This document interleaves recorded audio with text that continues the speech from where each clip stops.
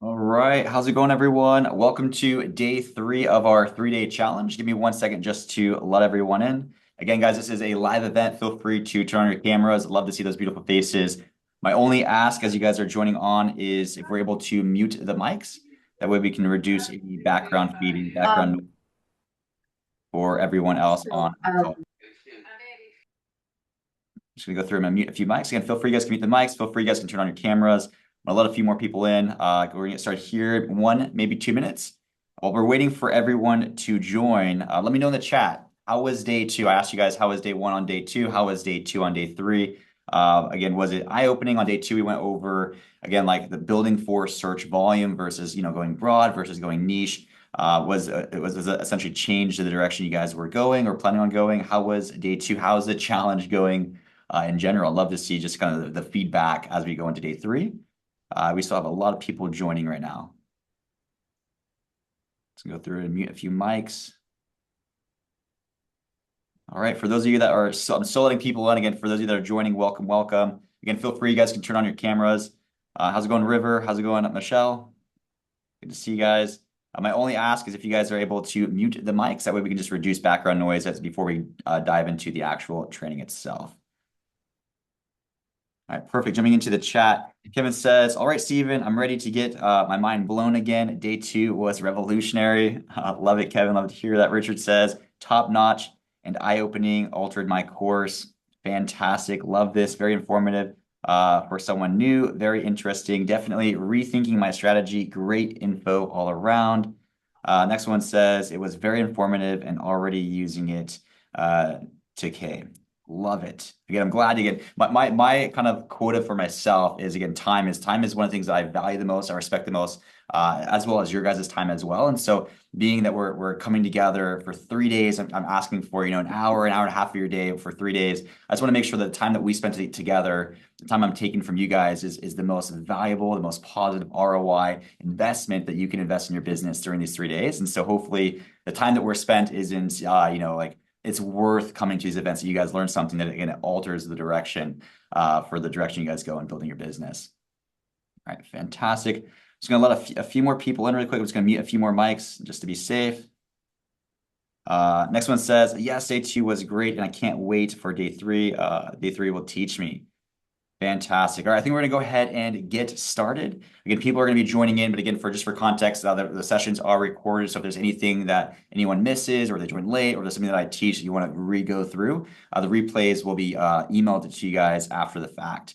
And then beautiful thing about doing these sessions live is if there's anything that I teach today that it just didn't quite make sense or sit well, at the end of the training, that's the beautiful thing about being live is you can raise your hand, ask your question. What do you mean by that? That way, by the end of this training, when I give you guys the full 3-part framework, there's confidence, there's certainty in the process. That way, when there's other strategies or other ways to do Etsy print on demand, there's confidence and no, I'm doing it this way for this reason. And it's a lot harder to sway directions or changing your sale, if that makes sense. All right, I'm gonna go ahead and share my screen. Let me go ahead and click on to present, and then we're going to go ahead and get started with, again, welcome to day 3 of our Marketplace Success 3-day challenge. Man, time is flying. We're already on day number 3, where before we officially dive into day 3's training, again, for those that maybe you're joining us for the first day today, or maybe you missed one of the days, is day 3 stacks onto day 2, day 2 stacked onto day 1. And so just a quick recap of what part 1 was, what part 2 was, essentially of our 3-part framework. That way, when we go into day 3, part 3 of the training, everyone is on the same page and everything makes sense. And so essentially what we're doing oops, sorry, I'm trying not to mute a few more people. And so what we're doing in these 3 days together is I'm essentially trying to paint a roadmap or a path from, let me just mute a few more people. Apologies, everyone else. And feel free if you guys are able to mute the mics, it just helps for background noise. What I'm trying to do over these 3 days with you guys is to build a path, essentially a framework from just starting out to that $1 million level. And what we're doing is the reason why this is so powerful is I'm trying to teach you guys the things that we have to do in our business. That way, if we just focus on the things that we have to do, we can just tune everything else out. Everything else becomes noise, distractions, the shiny objects that we don't need. That if you can almost picture this as, back in the olden days where people would sail the waters and chart the waters, that way they could create the map for the next person who's trying to go to sea. This is like the formula of how to, chart Etsy, to do Etsy print on demand, the most efficient way, the most lean way, the most direct way from 0 to $1 million. That if I was trying to start over today, right now, to go build $1 million revenue business on Etsy, this is exactly what I would do. This is the formula, the framework of how we did it time and time again, as lean as possible. And I value time so much that we learned everything, we tested everything, we kept what worked, we removed what didn't work to make the process as simple as possible. The business model is complicated enough, no need to make it more complicated than it needs to be. And so part one of our 3-part framework is 4 to 6 strategic products. Part 2 of the 3-part framework is 20 to 25 niches. This is the amount of products that you need to have, the amount of niches that you need to have. Where on day 1, we really kind of dove into the 4 to 6 strategic products, where we went out and we found 4 to 6 strategic products. So the whole point in the number of the 4 to 6 is that we're trying to build $1 million business here. And yes, you can make $1 million with a single product type. I did that 2 different times. But those are more home runs, outlier successes, the unicorn opportunities. When we're trying to build a process, a framework that everyone on this call can replicate, independent of where you're at, skill sets, or where you're coming into this business model, and we're going after base hits. So 4 to 6 products, it's 4 to 6 base hits. That still gets you the home plate. You got that home run or that home plate. That's $1 million on Etsy. And so we went out, we found picture boards. That's a product that someone right now is selling 25 units per day. He's making on projected for the year revenue 125,000. Is it $1 million? No, but that's a nice base hit. The dog collars, he's selling 2,000 per month. Is that $1 million? No, but that's a base hit, right? 25% profit margin. So for a product to be strategic, again, for people maybe missed day 1 or for just relearning it going into day 3, it's for a product to be strategic. It has to answer 5 questions, and it has to be a yes to all 5. Otherwise, it's not strategic. It takes just as much time to launch a dog collar as it does a shirt, but one might have more opportunity, one might be less saturated, one might have more room for growth than the other. So the product has to be able to make at least $100,000 revenue. The product has to be able to make at least $5 or 25% profit margin. That's how much we're keeping in our pocket when everything's all said and done. The product can be personalized. That's just the name of the game for Etsy for print on demand. And that you don't need 1,000 listings to make that $100,000, maybe just 100. So a lot less work for the same payout. And it's not saturated. There isn't, thousands. It's not a mainstream product like apparel, mugs, or tote bags, for example. So this was day 1. We really kind of dove into just the value of strategic products versus, I call them default products like apparel or mugs, for example. On day number 2, we really dove into the power of niches and essentially just the whole name of the game of selling on Etsy. Like Etsy is a marketplace. Do we niche down or do we go broad? So the whole business model, in my personal opinion, that if you learned one thing from day 2, it's we're building for search volume. Etsy gets 400 million searches per month. That's 400 million searches with the intent to buy something, because Etsy is a search-based marketplace.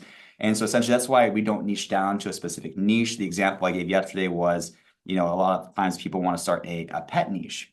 Pet is a big niche. We made a lot of money in pet with dog collars, pet memorial, pet ornaments, but pet maybe gets 4 million searches per month. That's 1% of the opportunity. So someone starting an Etsy print on demand business to day 1 limit themselves to 1% of the opportunity, it just doesn't make sense. And so with Etsy, you want to go broad. That way, when someone searches for an engagement gift, as long as you have a product for that search term, you have the opportunity to get that sale. If someone's looking for a godparent's gift, as long as you have a product for that search term, you have the opportunity to get the sale. And so the framework being 20 to 25 niches, that might feel like a lot, that might sound like a lot, but what we found after going through and doing market research a number of times for a number of products, over numbers of years, is there was a lot of overlap with the niches. And I kind of put them into 3 different categories. One was evergreen events.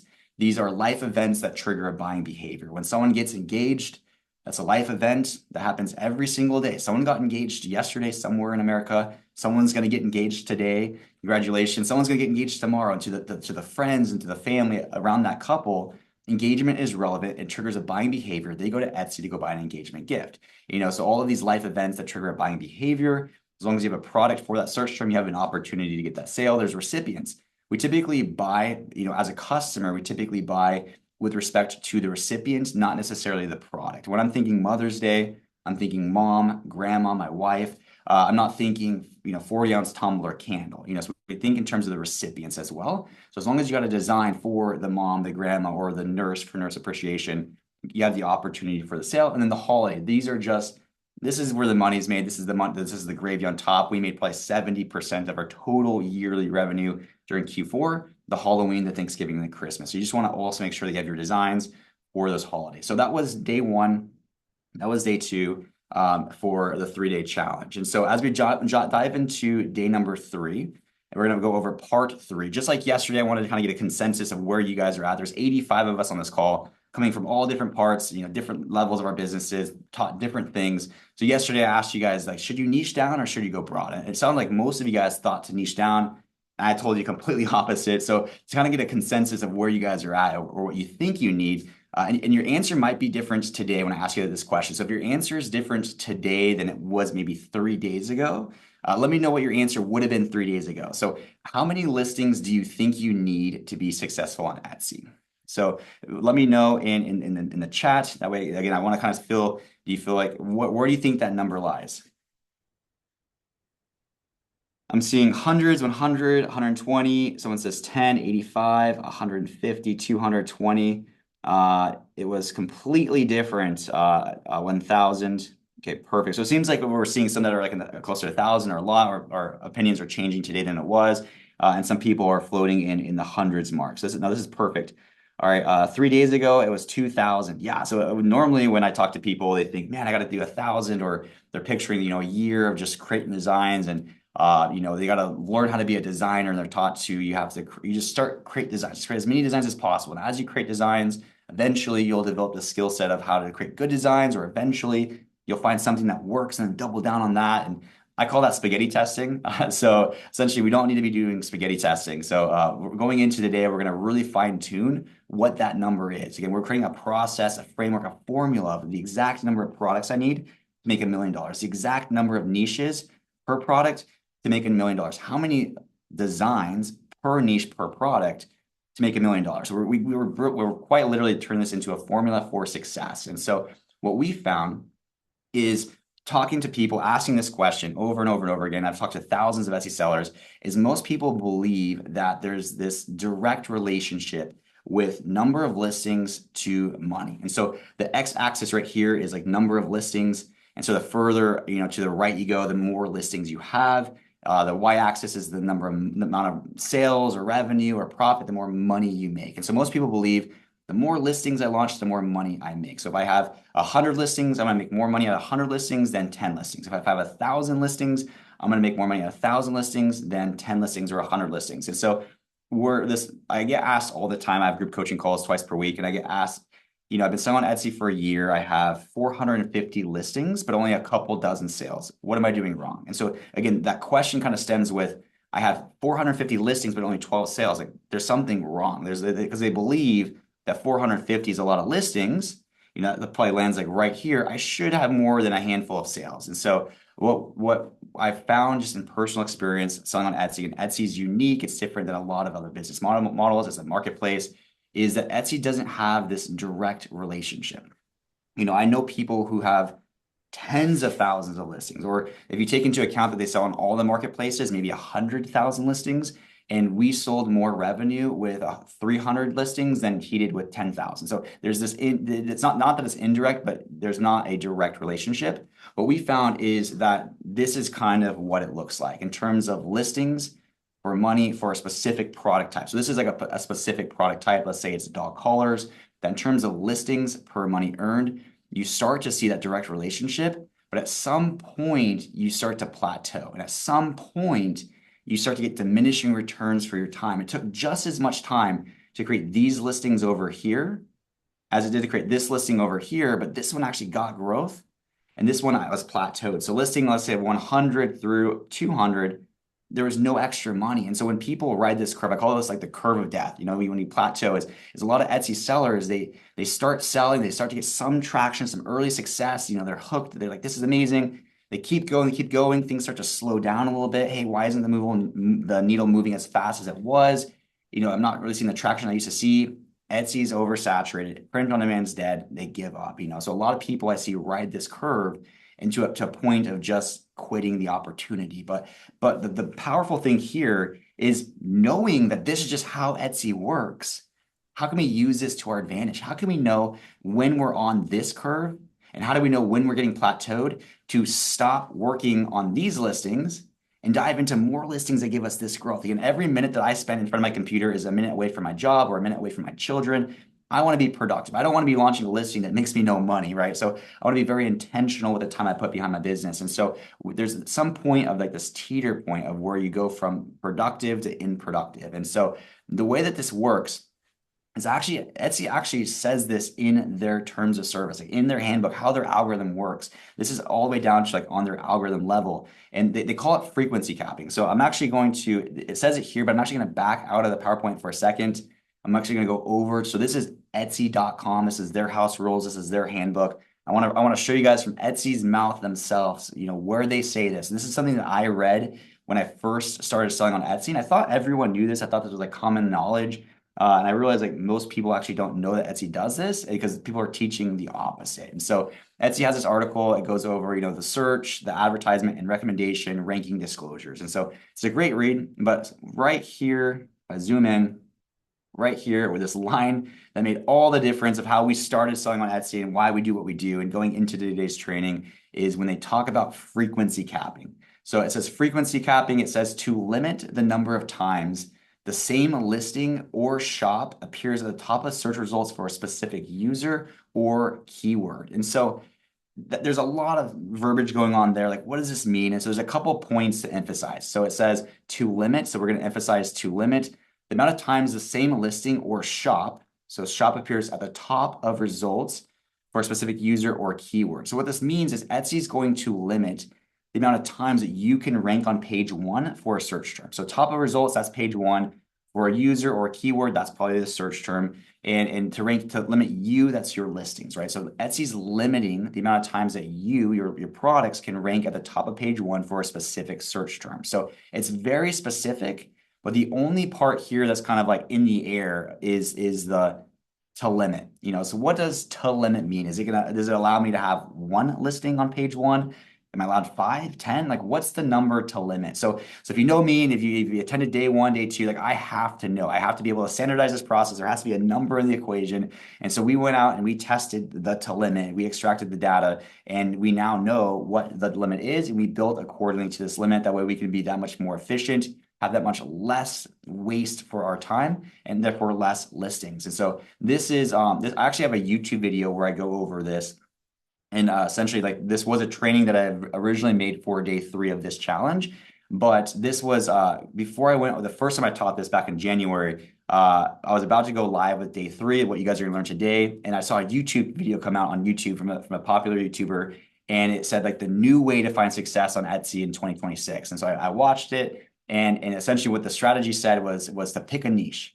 And we learned yesterday, like you don't pick a niche. We're building for search volume. So I was like, okay, we don't do that. And then it said the new strategy for Etsy to dominate Etsy in 2026, the new way to sell. And this video was getting tens of thousands of views, was to pick a niche and go launch 500 listings in that niche. Go dominate that niche. Then pick the next niche. Go launch 500 listings in that niche, dominate that niche. And that's how you find success in Etsy. And I remember just like slapping my palm to my forehead, like, no, that's not how Etsy works. It's actually the complete opposite. They say in their terms of service, the complete opposite. And so sometimes trying to educate and try to have the new way, it's very dangerous to be in the educator's position to misalign or mislead. And so for the tens of thousands of people that watched that, I felt really bad. So I put it public on YouTube, like, hey, Etsy has something called frequency capping, and apparently no one knows what it is. I got to tell you about it. And so we're going to go over frequency capping and what I've learned in implementing this from day 1 of our Etsy shop. And so I'm going to jump back over into the training. And so again, it's called frequency capping. And so what I'm going to do is for this training, I went through and I grabbed, so we sold a bunch of different product types and a bunch of different niches. And so I grabbed 3 different product types. I got ornaments, picture boards, and dog collars. So these are completely different products. And I'm going to grab 3 different niches from each of those products. That way I'm grabbing different examples from different niches for different customers, for different search terms. And I extracted my total sales for all of my designs for those niches for that product. And when I show it to you as like a graph, you can clear as day see that yes, Etsy is capping listings and it's letting a specific number get sales. And so therefore, when Etsy says to limit, you'll be able to see what is that limit. And when they say that we cap, you can clearly see that they cap. And I'm gonna show you guys a couple examples of where people did follow that strategy, where they picked a product, they picked a niche, they went and they launched hundreds, and to see that, man, if I was that seller, I would too also think that Etsy was saturated dead, or that print on demand's dead, because there was a lot of, they rode that curve of death. All right, so a few more people are joining right now. All right, so in this example right here, so the product type, you can see that the product is an ornament. So this is a Christmas ornament. The niche was baby's first Christmas. And so the search term, again, we're limiting the amount of rank for a specific search term, was baby's first Christmas ornament. And so for this example, this was one where we were testing, like we went really long on the number of designs. We launched 27 designs for baby's first Christmas. So I call these designs A, B, C, D, all the way through Z. So these are the number of products that we had for baby's first Christmas. And then the y-axis is the number of sales. So out of the 27 listings that we had on Etsy, we sold 11,908 units. And so why this is actually really good is that's a lot of sales across a lot of listings across many years. This is a really good sample size, a data size, where there wasn't like one large order that's going to skew the data. Like this is really good data. And so across almost 12,000 sales over 27 listings, you would think it'd be pretty spread out. That's a lot of sales over a long period of time. If I ask you, does Etsy cap your listings? Does it look like Etsy caps some sales? I can very clearly see some capping, like A got capped all the way down to my I and my J. Like those are capped. And you can see that my listing L, like this one got like 80% of our total sales for baby's first Christmas ornament. If you take L plus our Y, it was like 95% of our total sales were between these two listings, and everything else just got capped. My theory is like F and R maybe got ranked for some like sub search terms or some sub keywords. So maybe that's why those got a little bit of rank, or maybe they clicked into this listing, went into my shop, and then bought the listing over there. But for the most part, you can see that L did a majority of our sales. Everything else got capped. Jumping into a completely different niche, so it's still ornament. I'm trying to keep, when you're trying to show examples or A/B test things, you only want to change like one variable at a time. So we're changing the search term, we're therefore changing the niche. Now we're going after engagement ornaments, a different search term, same product. This time we only launched 9 listings. These 9 listings sold 6,181 times, getting a lot of sales, a good sample, a good data sample. If I ask you, does Etsy cap? Yes. What do you think that limit is? It's very clear that you can see that one listing did like 90% of our sales.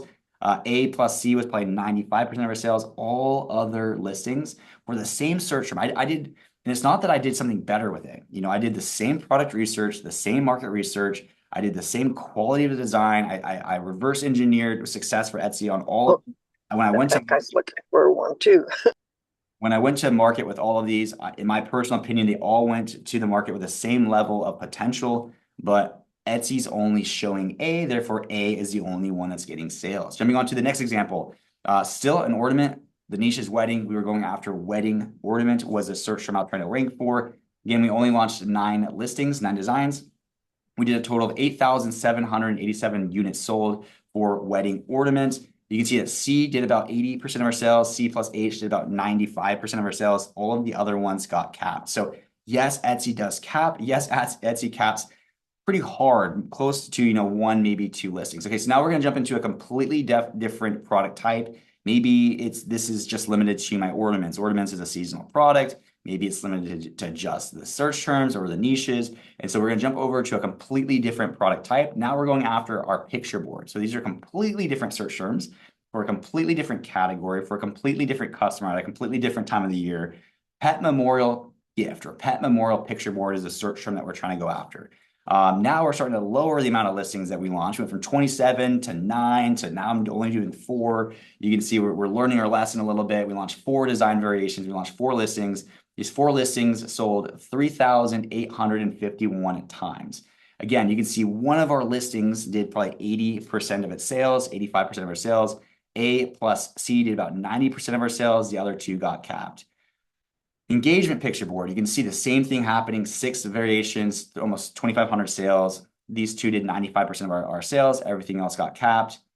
You can say the same thing for our wedding picture board. 4 of our 6 got capped. All right, so now we're going to jump over to our dog collars. Again, a completely different product, different niches, different search terms for a different customer. I'm really trying to show you that like this was not the product. This was not the niche. This was not the seasonality. This is Etsy because Etsy says in their terms of service, clear as day. We extracted our data across a shop that sold for many years, many products, hundreds of thousands of sales, extracted lifetime sales, put it in a nice pretty pie chart for you guys. And it's clear as day that yes, Etsy's capping. And ultimately, how can we take this to adjust our sale or course to know when we're going to kind of hit that teeter point to stop launching more designs in this case, floral dog collar. At some point, I would rather launch more of these listings and a lot less of these listings, if that makes sense. If I'm sitting in front of the computer, it takes just as much time for me to launch more, an HIJK, or if I jump into a different search term and launch another A. That's kind of what I'm getting to here is, okay, so the product is dog collar.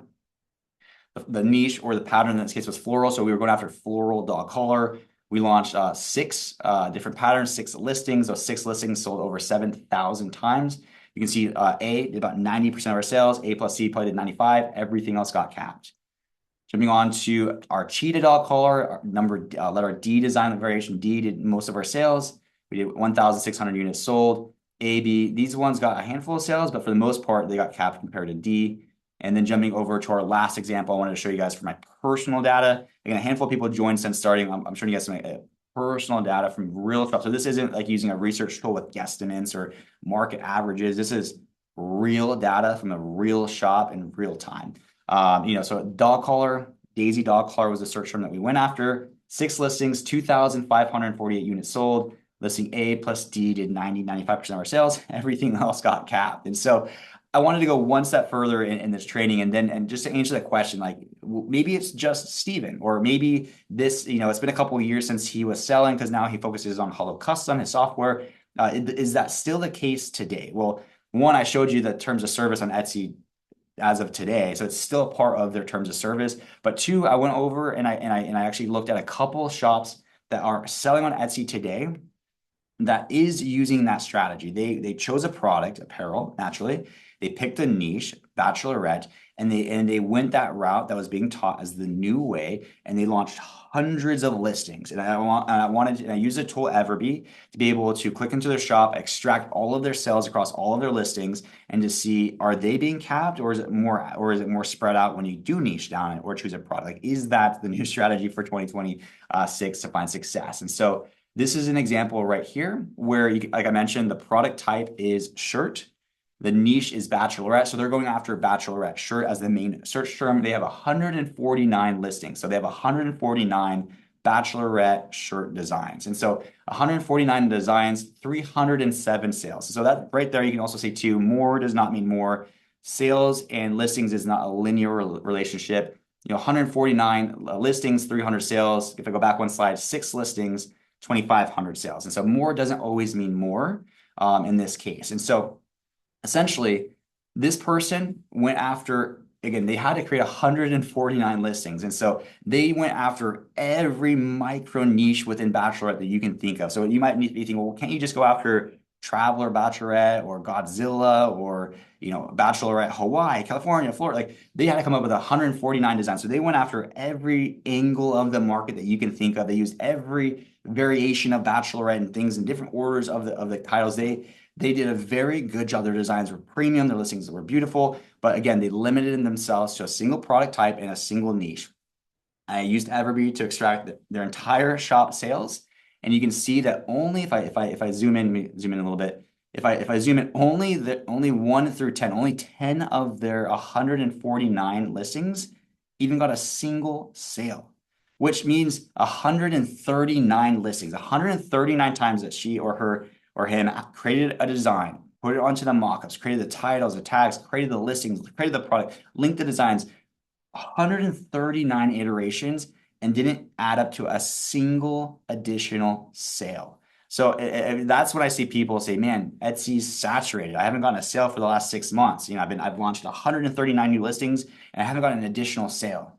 And you can see that right here. Or again, Etsy's saturated. They give up. I mean, I would give up too if I got some early success with my first handful of listings. Like, this is working. I'm going to keep launching. And then you just see this is that tilting point right here.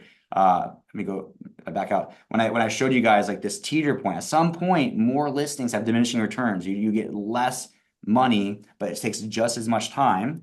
You can see that right here. And where is that teeter point where you start to get diminishing returns? It was right around like right here, maybe 4 to 6 listings, and then it just nosedives to 0. And and the reason why is Etsy's capping. Etsy's not showing these listings because you can only rank a couple of times for a specific search term. And so it's these products right here that are being shown. Etsy's hiding these. Yes, listing 127 might be a better design. Maybe it's more trendy. You watched a trend report on YouTube, you made that iteration, you launched that version of your bachelorette shirt that's listing 148, but it's not being shown. It's not selling because this listing can't outshow this one because this one has sales velocity. It's already got rank. This one, in my personal opinion, may never take off. And that's just because it's being capped. It's nothing that the seller did wrong. That's just how Etsy works. And now knowing that that's how Etsy works, how can we use that in our benefit, or how can we build accordingly? And so let me give you one more example right here. This was another Etsy seller. This one has been selling on Etsy for a little bit longer. I think the first one was like 1.5, 2 years.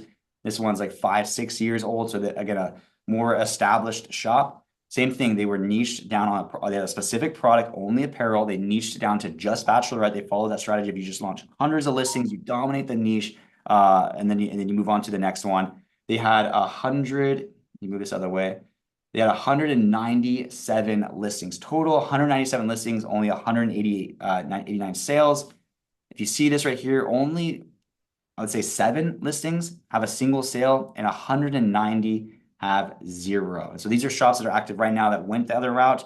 And again, same thing. I also would say Etsy's dead, Etsy's saturated. If I created 190 listings, it took just as much time to create these listings over here as these listings over here, except these ones sell and these ones don't. And that's just because Etsy is capping their listings. And so what's that number? What's that sweet point, that balancing point of when to create designs and then when to stop, because you're gonna start getting 0 return for your time to then jump into a different niche with different search terms. That way you're not getting capped. And so what we found is kind of that sweet spot is you only need about 4 to 6 design variations per niche per product. And so that sweet spot where you kind of saw that tilting point for the people who went super broad in a specific niche, it was right on that 4 to 6. And so you might be thinking, why not just one? And so that's number 3 of our 3-part process. Why not just one?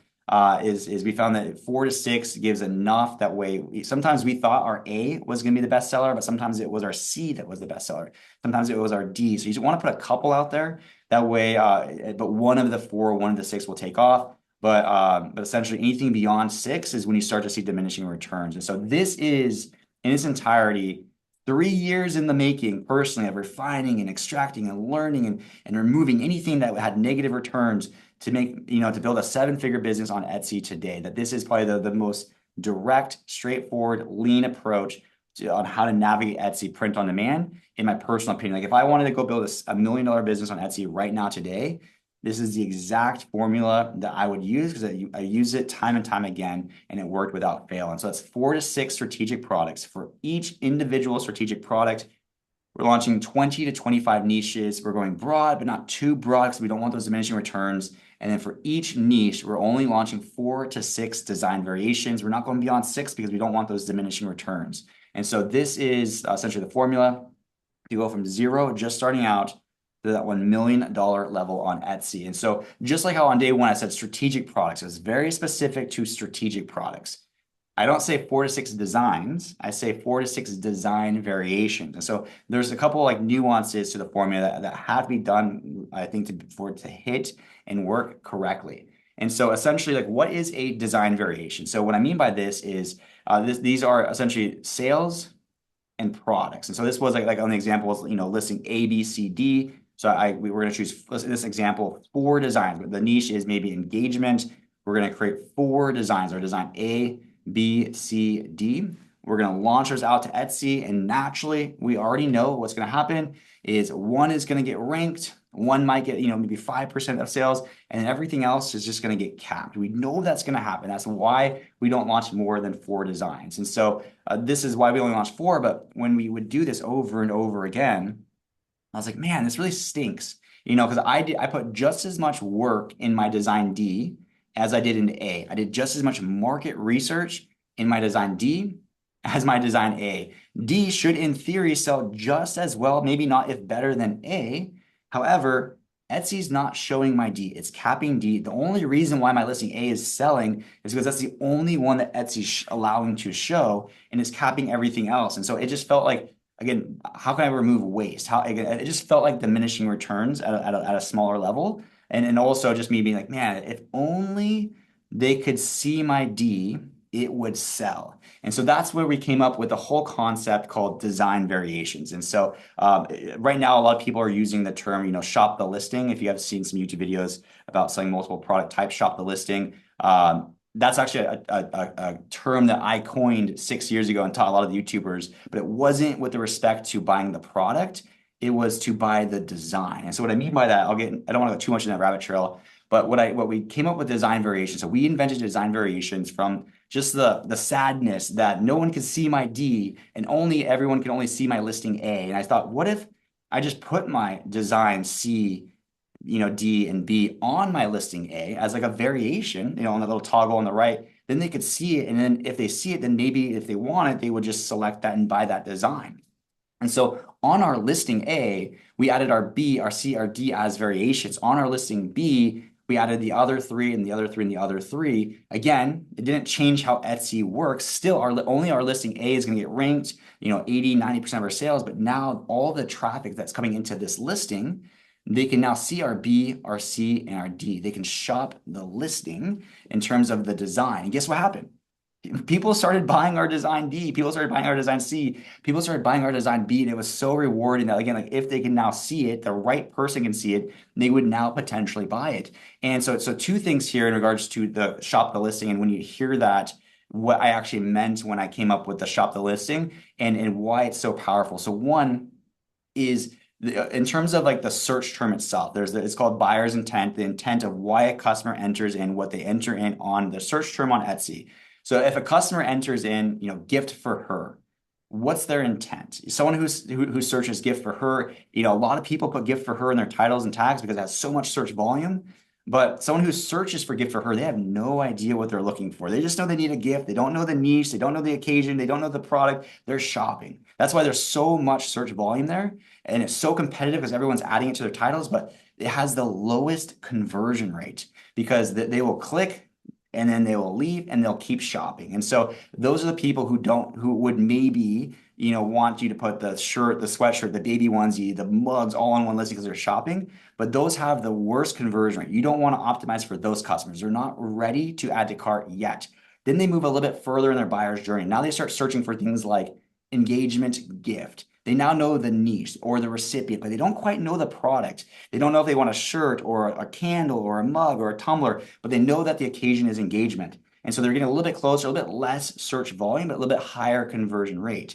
And what my personal favorite, what we optimized all of our SEO for and what we built our whole strategy behind was when they're the closest to checkout. And what I mean by that is when they search for the niche plus the product type. They know the recipient, they know the occasion, they know the niche, and they know the product. They know they want a candle.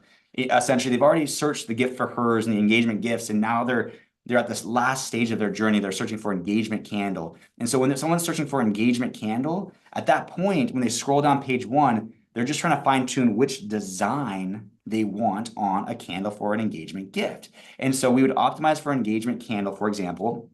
And that way, when they see our listing, we would say, hey, this is an engagement candle. You're looking for an engagement candle, but you maybe don't know what design you want. When they click onto our listing, they can shop the listing. We have all of the designs you might even see. We have all of the different variations for product market fit. Shop the listing for the design because they're on that's the last step. And so when you hear shop the listing and you say, oh, you can put a mug and a tumbler and a tote bag and everything that you have, put it in a listing, that doesn't make sense because if someone's looking for a shirt, they're not looking for a sweatshirt or a baby onesie or a mug. They're just adding friction to the listing. That's my rant for a second, but we came up with the design variations because specific to the design, that way they could shop the listing for the design. And it originally stemmed from just my sadness that no one would be able to see our D, but when we add it, they started buying our design D. And essentially this is what it would look like on a listing, in case you're trying to wonder what that looks like, is one of your listing images would show all of the different designs. So this is a real example that we had for our Christmas ornaments. This was our engagement ornament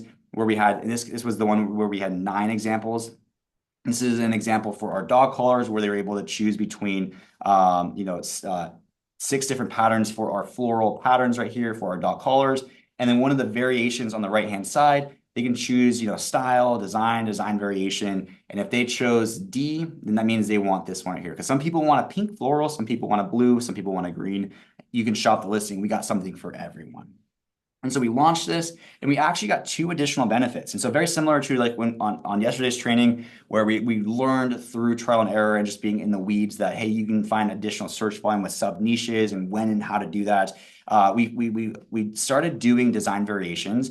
And there were 2 additional benefits that came to light. One, the first one I'm going to show you was like the biggest benefit and the main reason why it became a part of the process. And we did it for every single listing that we ever sold on Etsy and would continue to do it for any listing that we would ever launch on Etsy because it just plays the game that much better. And so what I mean by that, benefit number 1 was that it increased the conversion rate. And so, like I mentioned a little bit earlier on this slide right here, is it allows the customer to shop the listings. What I mean by that is the customer searches for engagement candle. They clicked onto my listing and they might have clicked into my design A. But again, conversion rate, average conversion rate on Etsy is 1 to 3%. And so what that means is if 100 people click onto your listing, 100 people clicked onto my listing A, the average conversion rate is 1 to 3%. So that means 99 or 97 to 99 of those people leave. You only convert 1 to 3 out of 100 to actually buy the product. And so that 97 to 99 other people, if they leave, it's because they're looking for a different design. And so I'm like, hey, I have different designs. You can look at my B, my C, and my D. And when someone would buy my D, at which they did, and some people bought my C and some people bought my D, that told me that helped my conversion rate. Because anyone who bought my D, that's someone who clicked onto my listing A, didn't necessarily liked it, would have left, but because I had it on this listing, they bought it. And so what that did is instead of losing the click, hurting my conversion rate, that click actually turned into a sale. It helped our conversion rate this much more. And so our average conversion rate was 6%. And so we converted 2 to 6 times more than the average. And I think it's because less people were leaving, less people had to go shop the main page. They could shop the listing because, again, we were servicing them more intentionally, knowing they were looking for design, not product type. They got past product type when they searched for a candle. So if they're looking for a shirt, don't put sweatshirts, tank tops, and onesies in there. They're looking for a shirt. They just give them different designs. And so that helped our conversion rate. You go from 2% to 6%. And therefore, we were converting 2 to 6 times more clicks into paying customers. We were ranking our products to page 1 2 to 6 times faster than the competition. Our advertising, which is crazy expensive right now on Etsy, was 2 to 6 times more efficient and cheaper than the competition, all because of design variations. This one little thing of just grouping your designs under one listing, it just got that flywheel turning 2 to 6 times faster than everyone else because no one else was doing it. And so that was benefit number 1, was it increased our conversion rate, which helps everything in the business of Etsy print on demand. Benefit number 2 is I'm seeing a lot of people starting to adopt design variations, and it's actually helping them with their ad strategy. So optimized ad strategy is benefit number 2. So I'm gonna go back one slide really quick to show you what I mean by that is, again, so knowing that Etsy is going to prioritize and rank one of your listings and kind of cap everything else. But if you have ads turned on everything else, it almost seems like you might have some wasted ad spend. So even though this one's gonna get capped, this one's gonna get capped, therefore no one's gonna see it, therefore no one's gonna click onto it, therefore no money's gonna go there. But you saw that it was about 1.5 or 2 listings that made 90% of my sales. Some of them did have some sales. And so, but it wasn't really enough to really drive rank. But if those were ads, they still got some clicks and they still got some wasted spend there.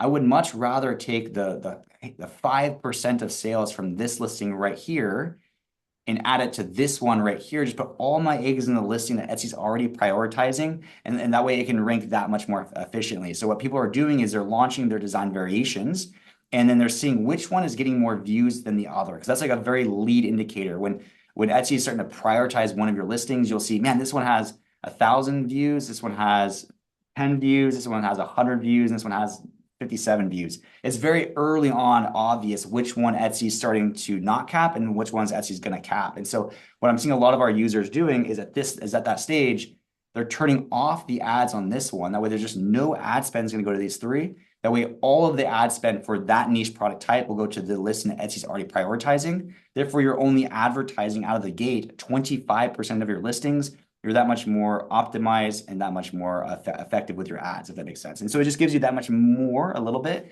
of a push, an advantage, direction, and tension with your advertising, if that makes sense.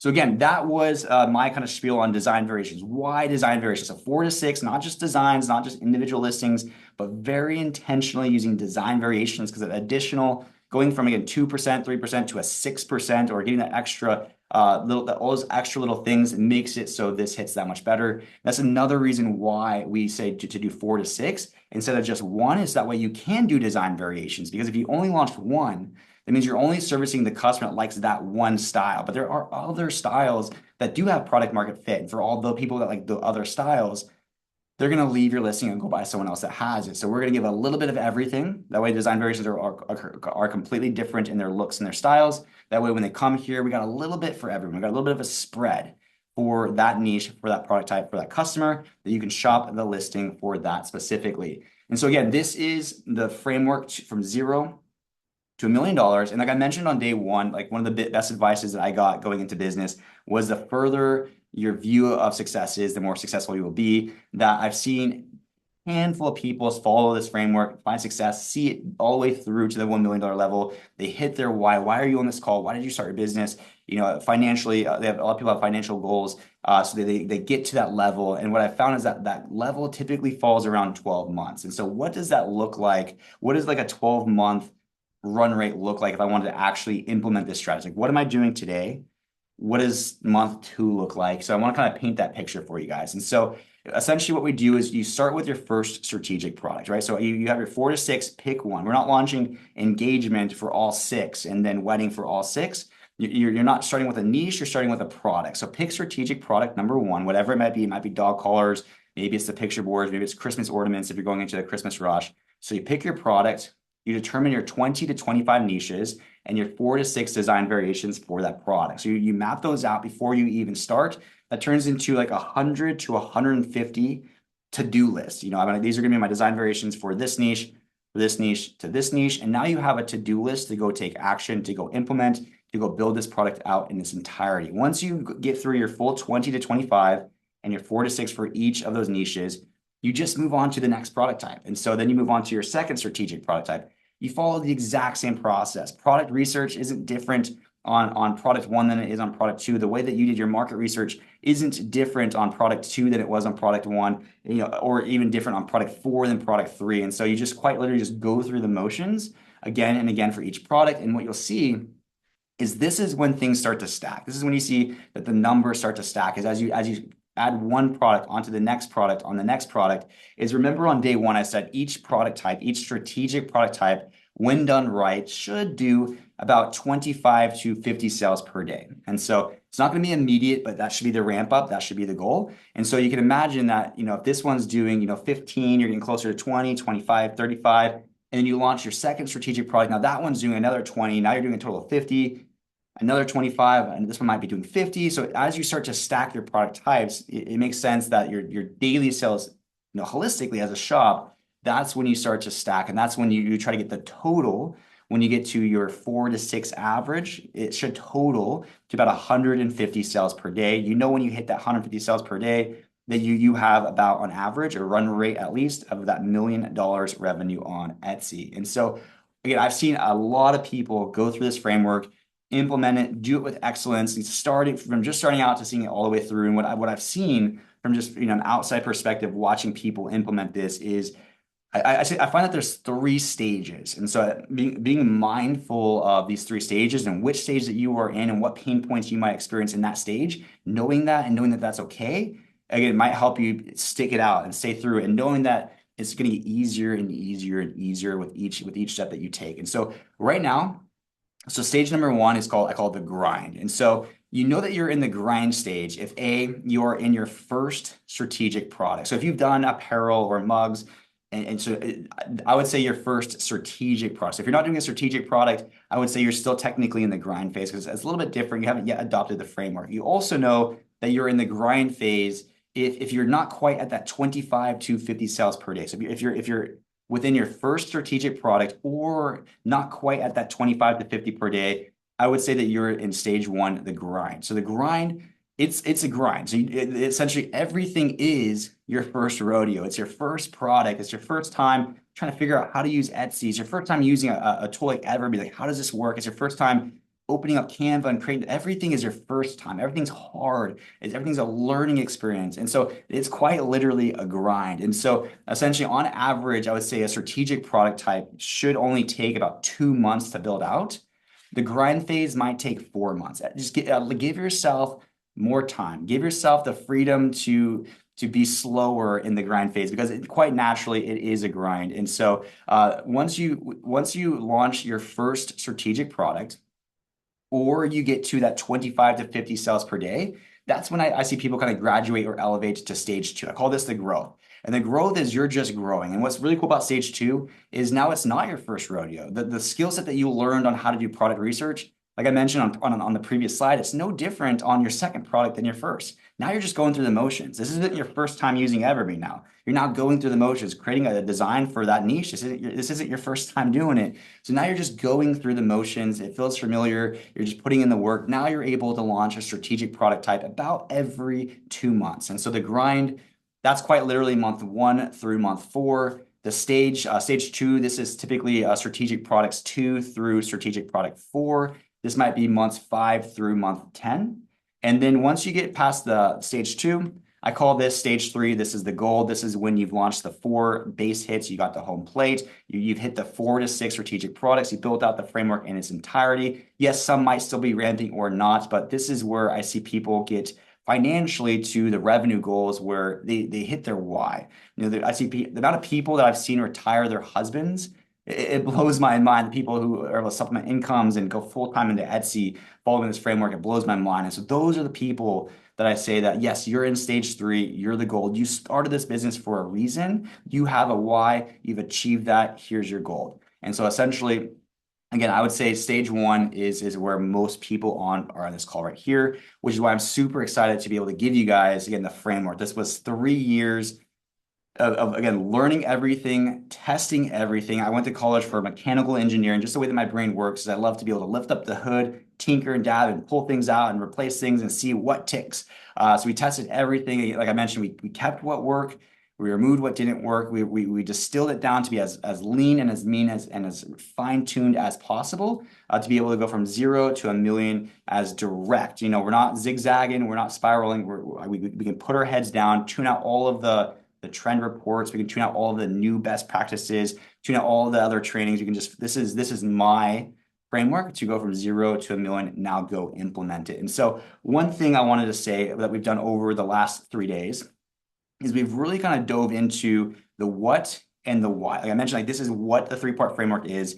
And one thing that's very important to me is to teach you guys why. We spent a whole hour and a half going over why 4 to 6 and strategic product types. I could have said that in 2 sentences, but here's why. That way there's confidence and certainty of that this is the direction. We spent an hour and a half going over why 20 to 25 niches, but here's why. This is how Etsy works. That way when someone says the niche down, you have authority now in the understanding of why not to do that. There's no going back and forth like someone mentioned on yesterday's call. You now know, hey, you made the right choice the first time and going after just gift giving in general. Why 4 to 6 when someone says to go launch 500 designs to go dominate this? I have 200,000 YouTube subscribers. I found success. You should trust. I know why not to do that because Etsy doesn't work accordingly. So we now know what the strategy is, why to do the strategy. But the one thing that we weren't able to do in our time together in 3 days, we went over a lot, but not everything, was how. We didn't go over how to do this. How do we do those little micro pieces? Like this is a super fine-tuned engine, but all of the little things under the hood, we're still kind of missing, right? Like how do we do the product research? It was a very specific standardized product research on how we found those strategic products, a very fine-tuned market research of how we find the companies that we want to mirror from. How do we look at a design and break it apart into its design elements to be able to reverse engineer it? Like I mentioned on day 1, Etsy doesn't reward creativity, it rewards product market fit, and we can reverse engineer that. How do you do that? Essentially, how do you do SEO to be able to put your products in front of the right customers at the right time? Like I mentioned, the search intent. I want to put my products in the right search term when they're ready to buy. That's when they're closest to cart, not the gift for her or the engagement gift, but very intentionally here. Where are the 5 places where I can tell Etsy where and when to show me? How do you do that? Your launch strategy. How do you have a launch strategy that allows you to rank 2 times faster than average? All these little micro decisions of how we weren't able to really go over that in these 3 days together. And so essentially, this is where I'm really excited to share with you guys. We put together this 3-day challenge. I call it the 3-day marketplace success challenge to go over the what and the why. We also put together something called Shop Launch, which is kind of like the next thing. Like this is like the introductory. This is high school. Now we're going to graduate to college. And so what I mean by that, this is an 8-week live. I'm going to emphasize live on the next slide training cohort. So what I love about doing things live is that this essentially, just imagine what we learned in the last 3 days. So then if you take the value, the education, the direction, the new understanding, maybe the motivation of, yes, I can do this. I can now take action in 3 days.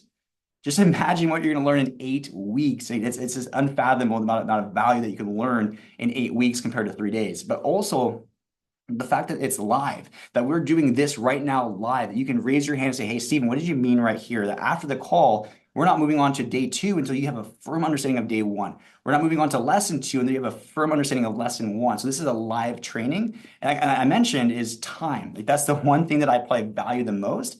Yes, it takes more work and more time for you to do these things live. It also takes more work and time for me as well. But I think that's what you have to do to be as successful as I want each of you guys to be in this business model. That I've gone through so many courses for so many different businesses to make money online. And what I've just found in my personal experience is that courses are, in most cases, they're pre-recorded. There may be a one-size-fits-all that might be teaching apparel, but you're like, man, this doesn't now relate to strategic product types.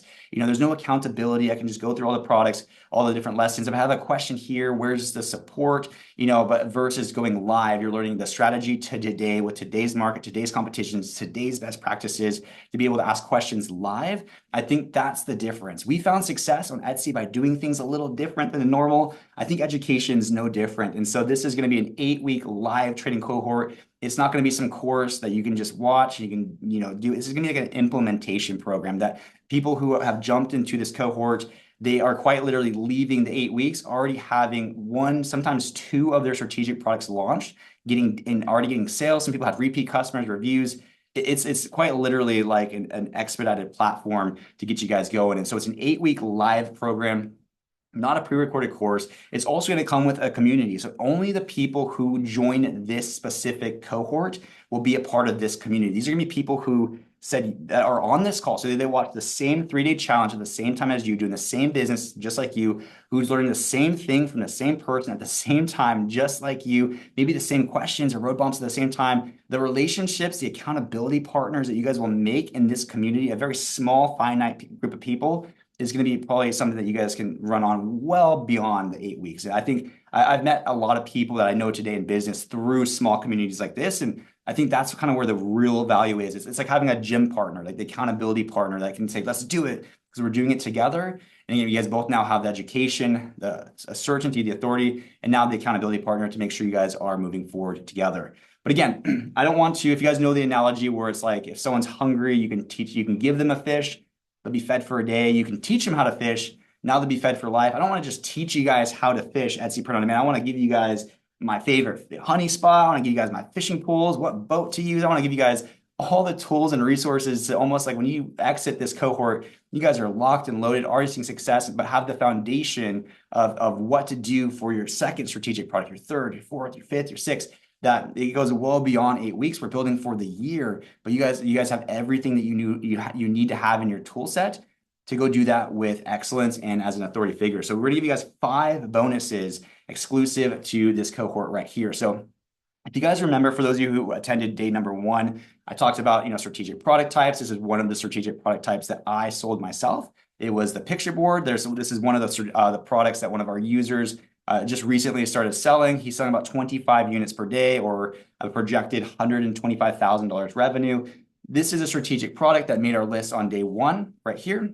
we're going to give you guys as bonus number one, the picture board launch kit. So quite literally everything you need to go launch this product on Etsy 10 times faster. This is going to allow you guys to get a quick win, a quick ROI, be able to go through, if you're new to Etsy, go through the motions, dip your toe in the water a little bit. We're going to give you guys all of the design templates. So all of the designs that I sold myself that made us $400,000 revenue with this product, we're giving it to you guys as an editable Canva design template. That way, all you have to do is make a couple tweaks to it, make it unique, and now you have a proven product market fit design on a strategic product to go launch on Etsy. We're gonna give you guys the product playbook. So this is all the market research, all that boring Excel work with the market research, the titles, the tags, the descriptions, the price points, the niches, everything you need to go plug in on the back end.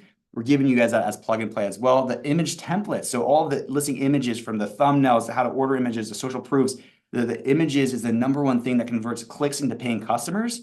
We're giving you guys those as well.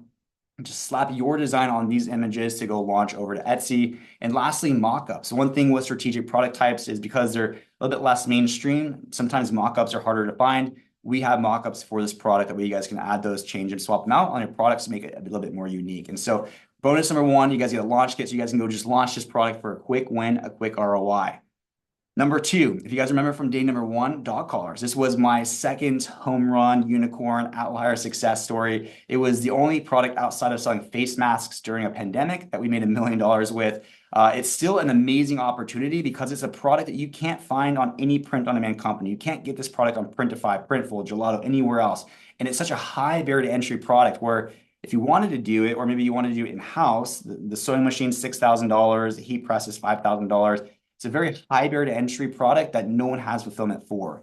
Again, this was a product that made our product strategic list on day number two, where one of our users is selling this product. He is selling 2,000 units per month. 2025 did roughly $475,000 revenue, which is about maybe $120,000 profit. Bonus number two, we're going to give you guys exclusive access to dog collar fulfillment. And so what that means is, again, this is a product that no one else will be able to have fulfillment for. We found a production company, negotiated exclusive fulfillment. That way he will make the product for you guys. And so now you're able to have access to a strategic product that the mainstream will not be able to have access to. We're also going to give you guys the launch kit. So the playbook, the niches, the titles, the tags, the descriptions, the image templates, the mockups, everything you need to go grab the pattern, to go slap onto the images, to go launch on Etsy. That is a super again, it's a high, big market pet, very low competition. There's a lot of people who are selling this product right now. And because there's so few sellers that they are almost instantly getting ranked to page one. Because in October, I searched for Halloween collar, for example, and one seller showed up 5 times. So it totally broke the frequency capping.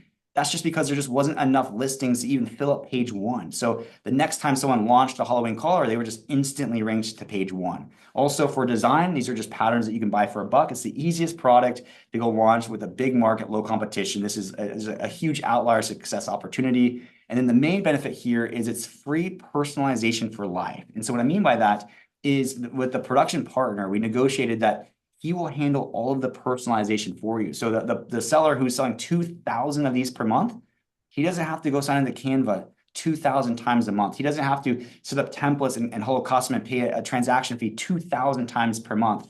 This is like a $6,000 value right here that he's just gonna, once you set it up and push it over to him, he's gonna handle everything from fulfillment to personalization, and all you have to handle is customer service. And so it's quite literally, I almost called this one, dog collar automation. That's how big it was. And so between the dog collars and the picture boards, essentially we did 1.5 out of our $3 million earned with those two products. If you take away the face masks, 80% of my personal sales on Etsy was between these two products, which is why I intentionally wanted the launch kits, your first products, to be the two products that I found the most success with on Etsy, because that way when you have questions or you're trying to launch these products, like who knows product market fit, designs, what it takes to be successful with these products on Etsy than someone who was the number one seller. And so I'm giving you guys the access to the two products that really moved the needle for my personal shop, and exclusive access to the dog collars as well.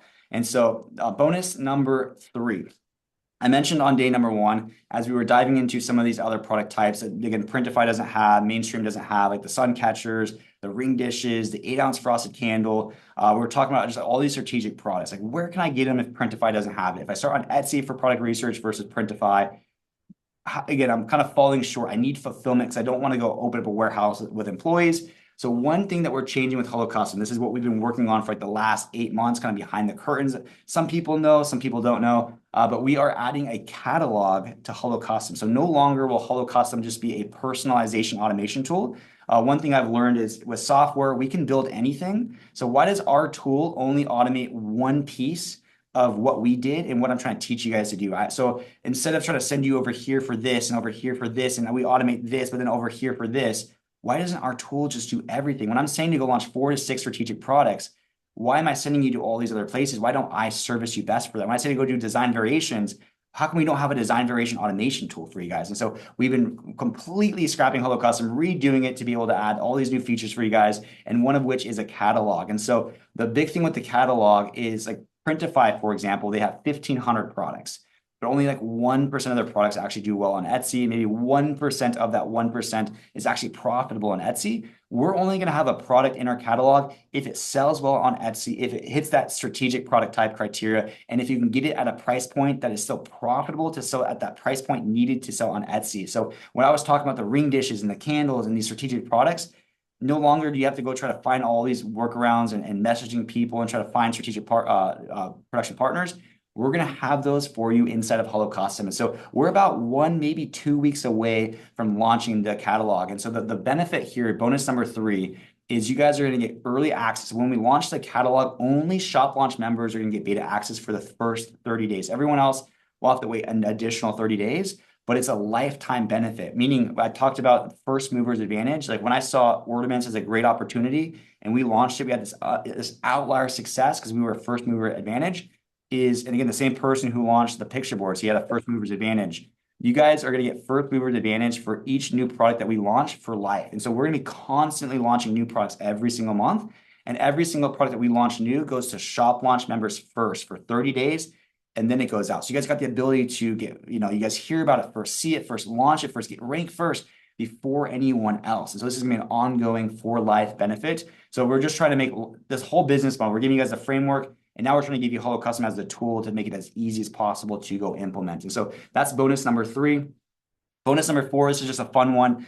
This is going to be a 3-part tracker poster. This is a physical poster that you can hang in your office that essentially allows you to track the 3-part framework. And so the columns over here on the left, you would write down the strategic product name, like dog collar, for example. And you can see that the horizontal columns or the rows are the niches. And then the columns right here that are going vertical are design variations. So when you launch a niche and you create your listings, your designs, you can just shade in these boxes right here. And so what's fun about this is you can see that it only goes over 25. So it makes it impossible for you, if you're following this tracker, to go launch a number 26. When you get to the end of the row right here, that tells you, hey, go move on to the next product. Stay lean, stay mean, stay within the framework. There's only 6 rows down. There's no number 7. It says that means don't go launch a 7th design variation.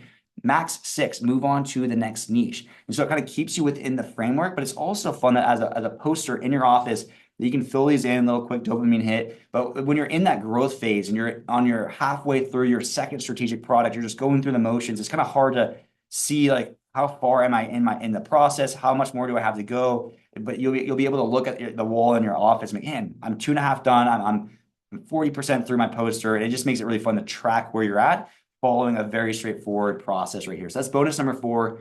And bonus number 5 is if you guys really liked the ability to do the Q&A, doing things live, you have questions, sticking points, and you want access to someone who's been there, done that, got through that. How did you do that? Being able to ask those questions is you guys will also get 1-year access to we have a community called Hello Custom Accelerator. It's a school community. It's normally $47 per month. It does come with all of these additional bonuses right here. But the big one here, because you guys are going to get a lot of the stuff with Shop Launch, is it comes with 2 weekly live Q&A calls. So every Tuesday and Thursday for an hour, we jump on a Zoom call live. Any questions, any sticking points, any updates that you have in a business, you have a resource, a place that you can go to ask someone who, again, has been there, done that, got past it. I'll tell you exactly what I did to get past that. And so one of the reasons why I found success on Etsy so fast was it was the first time that I had a resource or a person who was successful, and he was just a few steps ahead of me. And so whenever I ran into something, I had someone I could call on the spot, dude, I'm running into this. What'd you do? And he said, do this, this, and this. And I wasn't stuck for long. And so if you've ever run into anything, which you will, it's business, you know that there's a place that you can go twice per week to get past it. So again, we're trying to keep that momentum going. This is for a year. Shop launches for 8 weeks. So when you're halfway through your third strategic product, you run into something, you know you can join these calls to get those questions answered, if that makes sense. And so this is bonus number 5. It also comes with like some playbooks, 1,000 Canva design templates. We have our Amazon course, our design mastery course. We have case studies. So we have our 6- and 7-figure case studies. If you want to see videos of me going into my personal Etsy account where you can see, hey, there's actually nothing he was doing in his personal shop that he doesn't teach in Shop Launch. You can see those in the case studies. We have some trend reports and then all of the replays for our group coaching trainings. So one thing too is, again, we've gone through Shop Launch a couple of different times, and this is not just your standard course. This is not pre-recorded videos. This is an implementation program. And what was really kind of blew my mind the first time that we went through this was how fast people were seeing sales and seeing success. What I mean is one, because they had a very direct, essentially approach. They had the confidence in the strategy, so they took action. So this is all to them, not to me. But they also had those launch kits. So they were like on fire with the right tools at the right time, the right direction. And people were posting in the community that they're getting sales within 24 hours. Some people were essentially selling on Etsy for 2 years, got their first sale within 2 weeks of being on Shop Launch. And so it was just really cool to see everyone just getting that momentum because they had the right products done the right way with the launch kits, with the authority to take action at scale. And so with Shop Launch as well, because I'm so confident in this framework, because I did it myself, because I developed it myself. Again, I'm not here because I teach Etsy. I teach Etsy because I've sold at Etsy at a level most people never have. And therefore, there's things that we did that no one ever did. And therefore, the process that we have is very unique. So I'm very confident in our process. I'm really confident in the results that people are receiving using the process, that essentially there's a guarantee with this. Anyone that joins Shop Launch and you put in the work, essentially you join the program and you follow the program, that if you join this, you follow the program and you don't start generating sales as a result, I will work with you one-on-one for free until you do. That's how confident I am in Shop Launch. This is a guarantee that's actually pretty crazy. I would never make this guarantee anywhere else to anyone else for any other offer. I would never make this on a YouTube video, but because you guys have been here for 3 days, you guys have seen my face for 6 hours, you guys are showing up live, you guys are taking action. For those that are live and watching the replay, again, you guys now know the process. You guys are investing in yourselves. If you're willing to invest in yourself and join this program and put skin in the game and take action, I'm willing to put just as much skin in the game as you. I will work with you one-on-one for free until you do. So some offers offer the one-on-one coaching for $3,500. You will get one-on-one coaching for free until you start to get that needle moving. And I've always found that sometimes the first sale is the hardest, but once you get sales and you figure out the process and things start to click, again, success is not linear. Success is exponential. And so trying to help people get through that first kind of grind stage if needed. Again, I'm there. I'm willing to put just as much skin in the game as you guys. That's how confident I am in Shop Launch. So again, Shop Launch, this is the next step for everything that we just learned in the last 3 days. It is an 8-week live training. This is not a pre-recorded course. This is live. You can ask questions. We are not moving on to week 2 until you understand week number 1. It has a private community with everyone who is in the exact program at the exact same time as you. These are going to be your accountability partners, lifelong relationships that you guys are growing with. It gives you our exclusive dog collar fulfillment. If you want to sell dog collars, nowhere else but here will you be able to get access to the dog collar fulfillment, picture board launch kit. Also, early access to all new products. We were adding the catalog to Hello Custom. That's a lifelong benefit right there. As we launch new products every single month, every single new product you get first for 30 days before the public. You're gonna get our 3-part tracker poster, our premium access to our accelerator group that way you can join those 2 times per week calls, as well as our sales guarantee. If you join Shop Launch and don't start generating sales as a result, I personally will work with you one-on-one for free until you do. I find that most people join a program not to have like a money back guarantee. I joined it because I want results. I'm trying to sell on Etsy because I'm trying to achieve my why. And so therefore I want to have a guarantee that's aligned with why you would join Shop Launch. I will work with you. I will hold your hand until things start to click, and then you can move on and graduate from there. So Shop Launch, this is a program that is normally $3,499, which when you consider everything that you're going to receive and the success I've seen people achieve through this program is actually a steal. Again, the trainings, the private community, the dog collar fulfillment. You know, one guy, he's selling 25 a day. He's making 100. He's making this quite literally almost every single month. The dog collars, he's making 8,000 every single month. And so the purpose with this too is to give you those launch kits for the quick win, the quick ROI, to get the cash flow coming in as well as for the program. But because you guys are on Shop Launch, because you guys are essential or on this live call, you guys have spent the last 3 days with me. You guys attended this challenge. You guys have seen my face probably more than most in the last thing. You guys are investing in yourselves. You guys are essentially adopting this framework. I'm going to give you guys what I call the challenge discount, a challenge member discount. So exclusive to those of you that are live on this call, as well as those that are watching the replay for this challenge. I'm going to knock $1,000 off the top. So we're going to bring that price down from $3,500 down to $2,499. Again, it's the same Shop Launch. It's the same program. It's the program that I've seen so many people find success with. You get all of those bonuses today for only $2,499. And so essentially, this is, if anyone is interested in joining Shop Launch, interested in learning more about Shop Launch, this is a QR code right here. Again, you are able to use your phone. You can scan it. That takes you to the cart page. I can also paste in a link here in the chat as well. So before we jump into Q&A, so at the end of every single training, we jumped into a live Q&A session to go over if you had any questions about day 1, day 2, or now in this case, day 3. If anyone has any questions specific about Shop Launch, about the program, about how it works, any question about Shop Launch, we'll take those first. And I'll leave this on the screen that way you guys have access to that QR code. So we'll answer those questions first, and then once we finish those questions, we can then move over to the Q&A about the overall training. So again, feel free, you guys can turn on your cameras. You guys now can turn on your mics. You can ask those questions live. You can raise your hand. I'll leave this on the screen and or drop those questions in the chat. We can't see your slides. How long ago was that? 1:15. Can you guys see my slides or not? Just one person?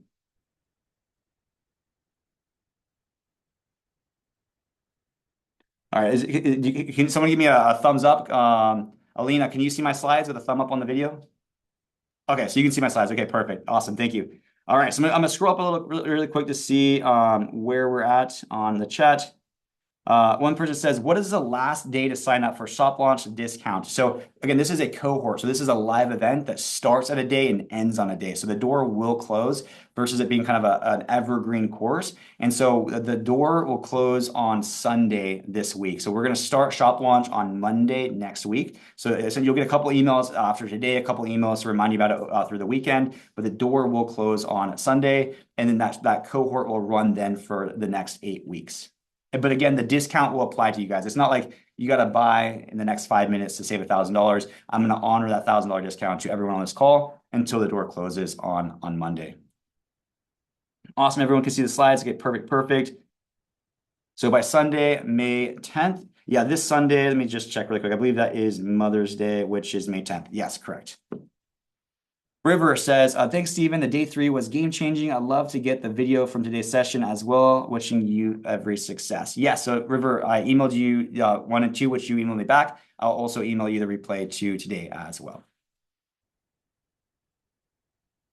Let me see really quick. Next one says, do you teach how to set up an Etsy shop, or do you assume we already have one going into it? So in terms of like opening an Etsy shop, I would assume that you have an Etsy shop open. I have a YouTube video on my YouTube channel that I recorded in January of how to open an Etsy store in 2026. It only takes like 15 minutes. And so I can send you that video. That way you at least have an Etsy store. But then in the cohort, we go through everything. We go through how to do the product research to find the product. How do we do the market research to find, again, the sellers to get information from, how to mirror the designs, how to grab the designs, how to break those apart into their design elements, how to recreate those into unique, valuable designs. We go into how do our images, our SEO, our launch ready, the whole process, everything that I did to essentially do the framework correctly, all those micro decisions, you get everything. But in terms of like opening an Etsy account, I would assume you would have one going into it. And if you don't, I'll give you a 15-minute video that you could just walk through beforehand.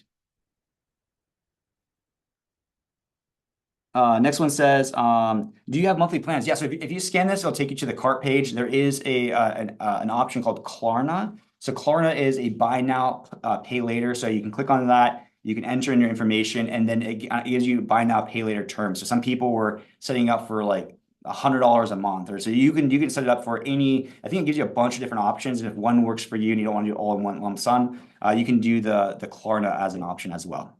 Yes. Kathy says, I'm still confused on how this all works. Yeah, so in terms of what we learned over the last 3 days, that was the what and the why. So what the process is, essentially, when I say, Etsy print on demand, how do you do that? So essentially, that's what we went over on the 3 day show, how I would try to go from zero to $1 million on Etsy doing Etsy print on demand. How many products should I launch? How many niches per product should I launch? And how many designs per product? And why those are the kind of fine-tuned numbers for each. In terms of confusion, a lot of things that we didn't go over was, how do I do the product research to find those 4 to 6? How do I do the market research to find the 2025? How do I do the recreate the designs, the listings that convert at 6% for the 4 to 6? So all of the hows, we didn't go over those in the 3 days. And that might be where some of the confusion may still lie. Next one says, replays. Yes, thank you for days 1 through 3. Yes, same thing as day 1, day 2. The replay for day 3 for everyone through the email that you registered for today. That will be sent to you to your email as well. Patricia says, okay, do you help with listing SEO? Yes, SEO is a whole lesson. One of the 8 weeks is all about SEO. I talked for a whole hour on SEO. Essentially, that the SEO is, again, Etsy is a search-based platform. People go to Etsy to search what they want. And beautifully, we're able to tell Etsy where we want our products to show and rank. So SEO sounds technical, search engine optimization. All that technically is us telling Etsy where and technically when we want our products to rank for. And so we can do that through the titles, the tags, the description, the attributes, and the category. That's the 5 places. And the selection of our keywords is kind of where and when we can do that. So I have a whole training on how we do that. And it's everything that I teach. Very similar to the framework. It's a standardized process. I mean, we standardized everything. That I could just give you the SOP, the playbook, and then you could just, my 7-year-old could probably implement it. So the SEO is a step-by-step process. And at the end of the 4th step, you have a perfectly optimized, relevant title for that product, for that search term. So yeah, SEO is a whole piece. Because if you have the wrong SEO, you could be showing your product to the wrong customer. And what I mean by that is if you're trying to sell a 40-ounce tumbler, for example, and you're using the search term mug, and then your 40-ounce tumbler is starting with a bunch of mugs, again, that's when someone's going to scroll past your listing or not click, or if they accidentally click, again, you're showing your product to the wrong customer. Or an example that I like to give is grandma, for example. A lot of designs, people create designs for grandma, but my kids call my wife's mom Nina. And so a lot of times I'll see like a Nina design, but in the title it says grandma. And so they put grandma because grandma gets way more search volume, like 5 times more search volume than Nina. And so they're trying to optimize for search volume, but they're lagging on the relevancy. And so me personally, if I search grandma, I'm looking for a grandma design. And if I search me personally, I would search for Nina to find a Nina. So relevancy plus search volume, we have the perfect, in my opinion, formula to get the right balance between the two, to show the right product to the right customer at the right time for them to most likely click and buy. One says, I do not have Klarna show up when I scan the QR code. So one thing, Klarna, I believe it works for US and Canada. It might not work for other countries. I forget what the limitation is. And so if you're not in the US or Canada, it might not show up automatically. Kim says, thank you, Stephen, for the information over the last 3 days. It's been great. Need to go. Been great. All of the best for everyone and your journey with Etsy. See ya from Sydney, Australia. All right, see you later, Kim. Thank you so much for spending the last 3 days with me. I need to get my day started. We'll check out the Etsy store launch video on YouTube. Thanks again. All right, fantastic. I'm moving down to the next one. So did you have any luck finding any sources for those gift tickets? So what she's referring to is the gift vouchers. So the big thing that we're doing with the catalog, where we're going to be a little bit unique. And so offering a catalog isn't revolutionary, right? Printify has a catalog. They have 1,500 products. But the big thing here is they have 1,500 products, but only 1% sells well on Etsy, and 1% of that 1% is profitable for Etsy. So where we're going a little bit different is 2 directions. One is we're only going to have products that do well on Etsy. So if we have it, you know it's worth your time to go create it. Go pick 4 to 6 of what's on our catalog. We're only going to have maybe 50, maybe 100, because we did the product research before we launched it on our catalog to best serve you guys. Next is we're going after a kind of a different angle. And what I mean by that is we're going to be strategic products, but also not just strategic. It's going to be proven products fulfilled by the seller who proved it. And so what I mean by that is when I was a seller and I was doing product research, I would find these product opportunities. For example, like Christmas ornaments. I didn't invent Christmas ornaments. I wasn't the first person to go launch a 3-inch round ceramic ornament on Etsy. Keepsake was. They were the first one to do it. They made $1 million their first Christmas on Etsy. I saw that. This is amazing. I then went and launched my version of that product. But they were like the OG. They founded it. They created the opportunity. They had hundreds of thousands of sales before I did. I launched that product myself because I had a shop and I was able to do that. But imagine if Keepsake was a production partner. Who knows 3-inch round ceramic ornaments for Etsy better than Keepsake, the number one seller for that. Imagine if Keepsake could be your production partner. And who would you rather have as a production partner than someone who knows that product at a seller's level? All the micro decisions, the lead times, the qualities, the design, all the micro decisions that they made that made it become number one. Like when you choose a production partner, they are an extension of your business. And so who would you want to partner with other than the number one seller? So imagine if Keepsake was your production partner. Imagine if for the dog collars, they were the number one seller. When I found dog collars, I think I mentioned on day 2, he was the number one seller by a long shot. I created my version of it. But imagine if that guy was a production partner. Who knew dog collars better than him, than anyone else at that time? Imagine if he was a production partner. He is actually going to be your guys' production partner. He is the one I found for this product, because that's the direction we're going, is proven products fulfilled by the person who proved it. Because who knows that product? Who would you rather trust? Again, Brittany, the lady who is the frosted white candles, she's the number one candle seller on Etsy. She's the one that has that frosted candle off color that we found and made our list because of her. Who would you rather have? Brittany, Beth, sorry, not Brittany, Beth. Brittany's the lady for the cutting boards. Beth, she's the number one candle seller on Etsy. Her or Print Mint. It's like Beth is a seller helping sellers. In my personal opinion, a lot of us go to Etsy to buy graphics for our Etsy products. Etsy sellers know Etsy sellers best. Same thing with our mockups. We go to Etsy to buy our mockups for our Etsy's. Etsy sellers know Etsy best. Why would production partners be any different? And so we're onboarding these production partners. And so for the gift voucher, that was one that I found by scrolling on Etsy, doing some product research just 2 weeks ago. So we don't have a production partner locked in yet, but 100%, even if I have to open a shop in my own town to launch that product, that's how cool and I think amazing that opportunity is. We will have the gift voucher in our catalog through Hello Custom before Q4. So we don't have it today because I just found it 2 weeks ago, but we will, and it's going to be at the top of my list to get that one added.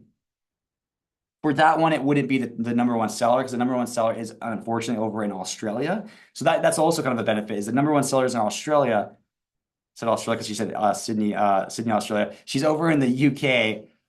Therefore, having a fulfillment partner in the US, you'd be able to have cheaper shipping and faster lead times, therefore a competitive advantage by doing it this way as well. Next one says, how do you find new POD companies rather than Printify? Essentially, you find the product first, and then you search for it. So instead of doing product research by saying, what does Printify have? They have a new catalog, a new product. Go over to Etsy and search, does it do well, yes or no? So instead of starting on Printify, you go over to Etsy first, do product research there. You find a product like Suncatcher, for example. Then you go over to Google and you just type in Suncatcher POD partner, and you'll get a bunch of results. And so essentially, just because Printify might have been the first one you found, the one you're using today, there's technically hundreds of Printifys. So you can 100% find people as well. But essentially, instead of trying to find Suncatchers with this person and ring dishes with this person and personalized wallets with this person, we're getting all of that and trying to get it to Hello Custom. That way you're not paying all these different subscriptions and all these different production partners. You can just do everything, including personalization, through Hello Custom. That's another thing too, as well, as when we launch a catalog, if any of you guys use Hello Custom, is now that we're launching a catalog, we're going to make personalization for free. So personalization, if you guys use Hello Custom, personalization from the day we launch the catalog will now be free because we now have the catalog where we can roll some of those costs like exports and things into the product cost. Next one says, you talked about Etsy. You talked about Etsy's capping. Sorry, it keeps jumping up. So you talked about Etsy's capping. What about using the same design for different products? Will that be capped as well? And so the different products would fall underneath a different search term when they're searching for the product too. So that's another reason why we kind of optimize for when they search for the niche and the product, like engagement candle, because the search term that would get capped would be engagement candle. But if you had a candle, a tumbler, and a tote bag, and you use engagement gift on all three, the search term would be engagement gift. One of the three would rank, the other two would get capped. And so that's why we'd optimize for engagement tumbler, engagement candle, engagement tote bag. Those are three different search terms. They're not competing against each other. They're not going to cap each other. And so having different product types, having the same niche, as long as you're throwing the product type in there also, Therefore, it makes it a unique search term. Therefore, they're not competing with each other. Kimberly says, I haven't received the replays. There's a handful of people. I'll reach out to the team to see this as well, because I forwarded over those couple of emails from yesterday's training over to the team. I think what they said is some people, because we're sending the emails to our email list. And so if we upload your email from this challenge, but maybe previously unsubscribed from the list, it doesn't re-add you. And so not saying that that's you, but some people fell into that bucket, I think. So if you can send me a message with your email, if you didn't do it yesterday, I'll be able to send that to the team and they can just one-off send you an email for the replays. That way you have access to them. Next person says, I'm going on a 7-day cruise, May 10th through the 17th next week. How will this affect my class time? So again, it's going to be an 8-week program where everything's going to be recorded. So essentially, I'll tell you what, let me pull up my calendar really quick. You're going on the 10th through the 17th. You're going to miss week 1. So week 1, you're going to miss the ability to do it live. And week 1 is essentially onboarding the dog callers. And so on that one, week 1 is Vlad, the #1 production partner for dog callers. He's coming on. We're getting you guys onboarded with his system, his processes, best practices on how to go launch dog callers the best way today. And so essentially, that's the only thing that you would miss. We're not diving into the actual strategy part until the next week. So the replay, you'll have access to the replay. So you wouldn't be able to ask the questions live, but you will be in the community. You can ask questions live that way. On week 2, you can ask questions that way. Going into your cruise, homework assignment #1 is to find an accountability partner. So maybe you find an accountability partner and then you can ask that person questions. And so I wouldn't say you missing one of the 8 is going to make or break the opportunity or make it so you're starting a little bit late. I would say because week 1 is just kind of an onboarding for the dog callers, it would be the best of the 8 to miss live, in my opinion.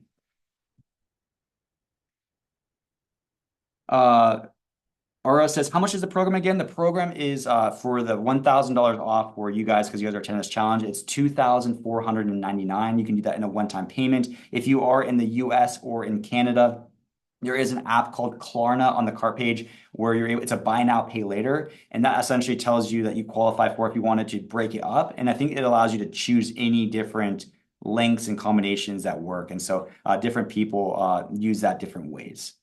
But the program itself is $2,499.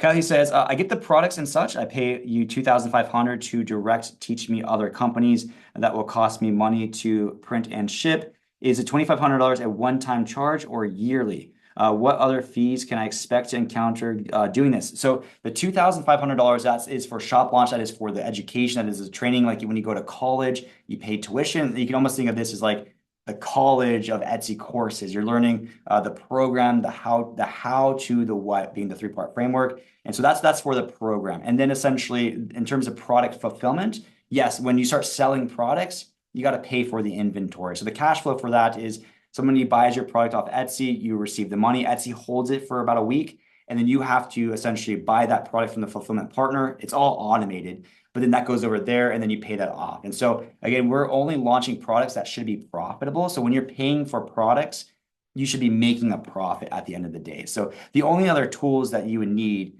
is maybe Canva and Everbee. Everything else we're going to have inside of Hello Custom. What other products do you offer? So we're launching, essentially, we're just launching. So you guys are like quite literally getting into the ground floor of this new change to Hello Custom. We're completely changing how we're building out the tool. So you guys are getting into the kind of the ground and new opportunities. So we're launching with a lot of the products that are more mainstream, like 40-ounce tumblers, 20-ounce tumblers, ornaments, onesies. But we're also launching things like that we talked about, like the sun catchers, the ring dishes, some jewelry boxes. I think it says the 8-ounce candles, but then we have I think 20 other products that are they're about to go live. So when we give it to you guys, maybe within 30 days, there's all these really fun niche products. I can pull them off the shelf and show you guys as almost doing a live stream. But essentially, there's these unique products like car clips. So it's like an acrylic product that hangs on your car clip. It doesn't go after maybe 25 niches, but that one car clip sold 10,000 times going into Valentine's Day. I don't know, but I'd maybe launch one listing to sell 10,000 units. There's personalized wallets, personalized Bibles. There's a person who made $1 million in Etsy selling personalized Bibles. One person has made $800,000 in 3 years selling decision coins. It's a coin and you just put a name on both sides. And it's like, hey, who's changing Oliver's dirty diaper? it's me, or do I read one more chapter or go to sleep, or one more video game or go to sleep? There's all these like kind of unique fun. There's baby blankets, swaddles, baby beanies. So all these like unique, personalized, giftable items that isn't, the apparel, the mugs, the tote bags, and things like that. So, and it's just gonna get more and more. But the goal is to have 100 or 50 to 100 by Q4. But again, you only need 4 to 6 to get to that number. You can launch more, but we don't need an elaborate catalog like 1,500 because when you get to that big, not everything sells well on Etsy. Next question says, how do you know which designs are chosen by Etsy? So in regards to what he's referring to is like when you launch 4 to 6 design variations on Etsy, Etsy's going to take one and cap the rest. And so there's some early indicators of which one Etsy's going to choose. And so if you think about like how the numbers math out, meaning like some people are going to view a listing and then essentially they're scrolling down page one, right? So essentially they're gonna view it, and then maybe 1% are gonna click onto it, and then 1 to 3% of that 1% are going to buy it. And so you're going to get views before you get clicks, before you get orders. So the lead indicator is going to be views. And so you'll see when you launch all 4 to 6, if you look at the views, and it'll also be the views from your ads. So you turn on ads, your ads on page 1, your organic is on page 15. So if you look at the views on your ads, that's the listing and the place that's going to get the data first. And so you look there, you'll see this one has 1,000 views. This one has 50 reviews. This one has 100 reviews. This one has 37 reviews, right? And so it's quite obvious based on the views which one's being seen. And the one that's being seen 10 times more will proportionally get 10 times more clicks, which would proportionally get 10 times more orders, which kind of tells you which one is getting capped and which one isn't. And so you look at the views for your ads for your design variations. Next one says, do you use 13 keywords? I've always tried to use as many as possible, but from what you are saying, that might be not the smartest option, right? As much of your title and all 13, you only have 5 places to tell Etsy where and when. Let me know, does anyone else need this screenshot? If you guys don't need this QR code anymore, I will email it to you, a link after this call. You guys will get a couple follow-up emails throughout the weekend. Now that we're starting to jump more into just like the training, I'd love to be able to talk to you guys full screen. That way I can kind of paint the picture to you guys since you guys are sticking on with me. So 13 tags again for SEO in general. There's only 5 places where we can tell Etsy where we want this part of the show very intentionally to this customer for this search term at this time in the buyer's journey. 5 places. Again, that's the title, that's the tags, that's the description, the category, and the attributes. And so in terms of like the actual like SEO weight, the description has very, very little weight because it's unformatted. And so you can almost take description off the list. The category, that's just going to be shirt or mug, so that doesn't really help too much. The attributes, that might be size, color, features. So the big ones in terms of where and when, the actual search terms that someone searches in, that's the title and tags. And you're limited, for the title, you only have 140 characters. And for the tags, you only have 13 tags that can each only be 20 characters long. And so essentially what we do is we find part of our process is we find all of the keywords that are relevant for the niche. So if the example is teacher, that might be teacher, that might be teacher appreciation, that might be end of year gift, best teacher ever, like all the different kind of going into this. I'll take one step back. Sorry. There's only so much search terms that somebody would search to find that product, right? So if the product was a teacher tumbler, and you like, what would you search to find this? So I showed you like a teacher tumbler. They're not going to search all these crazy things if that's what they're looking for, right? So there's only so many things at the niche level teacher that they could search to find that. And there's only so many things that they might call that product. They might call it a tumbler. They might call it a large tumbler with handle. They might call it a travel mug. They might call it a coffee mug. There's a couple of different things they might call the product and a couple of different things they might call the product, the niche. And so we kind of group those together into the niche product, and we fill the title first. And then everything that's left over, we put into the tags first, and then we re-emphasize below that. So we use 100% all 13 tags and all titles. Sometimes here recently, Etsy will say, hey, your title's pretty long. You've used the word teacher 3 times. You can omit those. Click here to condense your title. Because we use teacher tumbler, we use teacher here, then it goes comma, personalized teacher appreciation. We use teacher here, and then comma, teacher gift. We use teacher here. And essentially the way that SEO works is there's broad match, phrase match, and exact match. And exact match has more weight than broad match. And so what that means is if this says teacher tumbler, we have an exact match teacher Tumblr when someone searches in teacher Tumblr. You know, if we have teacher appreciation gift, we have an exact match when someone types in teacher appreciation gift. So yes, I want teacher here and here and here, because that's a part of what they're searching in the order that they're actually searching it. And so that's why it fills up the title a lot faster, and why I wouldn't say condense it. I think Etsy wants you to condense it for off Etsy ads. When you see an Etsy listing on Yahoo ads, it looks a little spammy. But we're not building our business for Google SEO, alt text on images for Google, Yahoo ads. We're building our business for Etsy. This is Etsy print on demand. And if having a fully built out title and all 13 tags tells Etsy where and when better, I'm optimizing for that. And so 100%, I would say use all 13 tags. The next one says, what other monthly fees, memberships will we have to pay for in addition to the membership? So again, Hello Custom, it would be one. So we have Hello Custom, there's gonna be two plans for Hello Custom. One is we have a lifetime plan, which is $67 one time. The one thing with that is, again, personalization is gonna be free, but product cost would be $1 more expensive. Just like on Printify, they have a free plan, which everything's like 40% more. That at some point makes sense to pay monthly. So you can pay $67 one time, or you can pay the subscription, which is $30 per month. It's $29 per month. So you need that to get access to the product, to get access to the personalization automation. And then if you have Canva, you need to pay for Canva. I think that's 10 or 15 bucks. And then if you use product research for like Everbee, I think that's 30 or 40 bucks. But product research, you're not always doing product research. You could start that for the process and come back later and then come back later. But beyond that, other than that, the only cash flow that you're spending past that is just fulfillment. You know, you're paying for that, as well as advertising. You're paying for that. But those are also costs that aren't a hard expense. Like when someone is doing ads $5 per day, that's not $150 per month. That's not like a car payment. That's cash flow that you're paying for a click that might turn into a transaction. That's money back to me. So that's cash flow back and forth. But in terms of hard expenses, it would just be, I think, Hello Custom, and then if you wanted a design tool or a research tool. Next one says, any reason you don't accept PayPal? If you are using PayPal, you can reach out to our support at hellocustom.io, and they can send you a PayPal link. So this is just the one that goes to our Stripe directly. Last time, a couple of people used PayPal, so just send an email to our support, and then they will send you a PayPal link, and then she'll give you direct access to the program afterwards.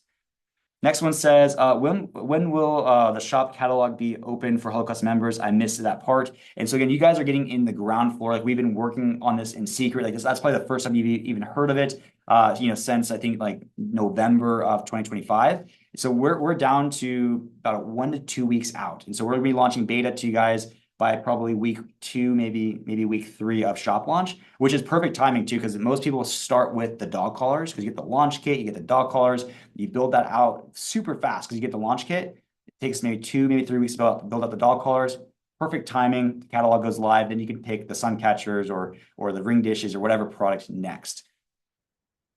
Next one says, does Hello Custom become the POD supplier instead of Printify? Yes, exactly. So like I mentioned, is we're trying to change Hello Custom to being like a luxury tool or automating one piece of the entire business, and we're educating you to go here and pay subscription here and go here and pay subscription here, like that one person was mentioning. Is if we have a software, and softwares, you can build anything, why isn't our software the #1 tool for our process, our framework? And so that was really kind of the eye-opening going into Q4 this last year, was like, let's change Hello Custom, let's redo it to be more helpful for our framework. So when I say to go find strategic products, I say you do all this product research and do all these steps, and then you go find them and message them and try to find these other suppliers. It doesn't have to be Printify.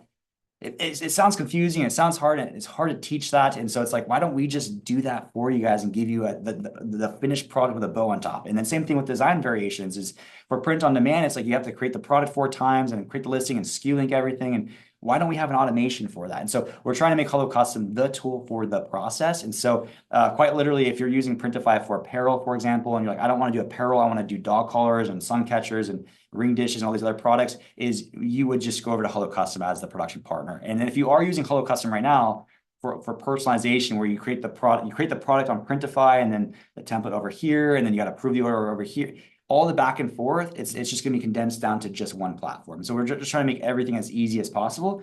That way it's just easier for you guys to just less working and switching around. The best ROI for your time is launching listings with effective tools. And so I want to take away all the time of going back and forth. That way you can just launch as many listings through this framework using an effective tool, ideally Hello Custom. Next one says, will the catalog have backup production partners if one is sold out during Q4? That's the goal. So one thing too is again, we're launching this through the production partners. We do have criteria before we onboard them. So when I say like we're choosing the Etsy seller for the production partner, who knows that product best?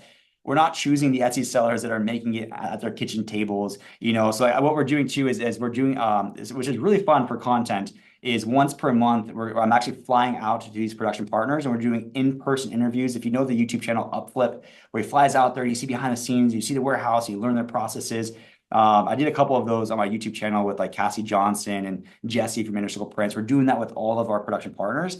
That way you guys can see them, learn their stories, see their shop, see their process, why they're a master of their craft and why you would want to work with them. And so they have to essentially have a warehouse with production and inventory, and they have the capacity to get up to essentially 1,000 orders per day, which, and then with that, so they're going to be our entry point, but then yes, phase 2 would be to get a backup supplier as well. So again, they are an extension of you, and if they run out, then you run out. But we're putting all these safeguards going into it. And also we're not Printify. We don't have 10 million users, you know, so we have significantly less people. So therefore we should be good to go.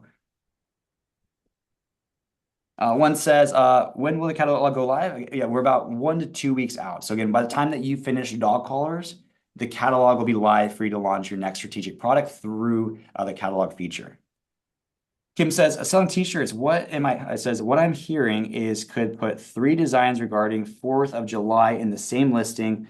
What would you have as the thumbnail picture? Just one of the designs or all 3 together? So design variations it's difficult with apparel. And so what I mean by that, that's like the only product type where it's difficult because Etsy limits the amount of variations that you can put on a listing.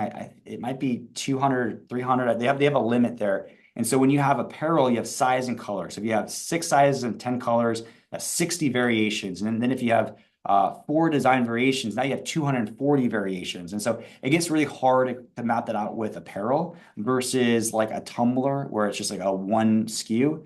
Therefore, it's just design variation or an ornament. Maybe it's circle, heart, or star. You know, it's like shape and design. So it's kind of hard for apparel. But what we do is on the main image, we just show the main one. So they click onto that one. And then our very next image is what I call the how to order images. These are your size charts, your color charts, your design variation charts. They need that to be able to enter in the information on the right-hand side. So image number 2 is design variations. We used to show our design variations on our thumbnail. That way on the thumbnail, they could see, oh, there's a bunch of designs. Etsy now sometimes flags that as a collage, which then gets suppressed. And so we no longer teach to put the design variations on the thumbnail, just have it as image number 2, because you got the click, and then from the click, you'll just keep more people. You know, so it hurt the click through a little bit by removing that, but the conversion rate stayed the exact same. Next one says, will you be having a monthly subscription option for the catalog, or is it only for those that invest in the program only? No, yeah, so essentially the benefit number, or sorry, bonus number 4, I think it was, or 3. Bonus number 3 was you get beta access to it and first movers advantage. And so if you don't go through the program, you can still have access to the catalog. It's just the shop launch members will have their hands on the product 30 days before you. And so essentially, if you're a Holo Custom member, you can get access to the products, you can launch it, you can still have access to the products. The catalog itself is not exclusive to the program. It's just that first mover's advantage that, like when we're talking to production partners and we're negotiating rates, I'm like, hey guys, we're going to be launching personalized Bibles next month. They're going to know first, and that way they can start creating their designs, their listings, their stuff. That way, when we now launch it to them 30 days early, they can just launch their listings and get 30 days of ramp before everyone else gets access to it. So it's just the bonus of first movers advantage, but everyone, shop launch and not shop launch, will have access to the catalog. So that's the thing too, is when I say the catalog goes live in a couple weeks, it'll go live to shop launch for a couple weeks, and then it'll be a couple weeks, then 30 days later, it'll go live to everyone else. Next one says, thank you, Stephen. Great discussion and appreciate taking us through the map of success with Etsy. Question, what if you have been on Etsy for over a year with POD, but haven't made any sales and feeling very discouraged? Any words of wisdom or what you would do first?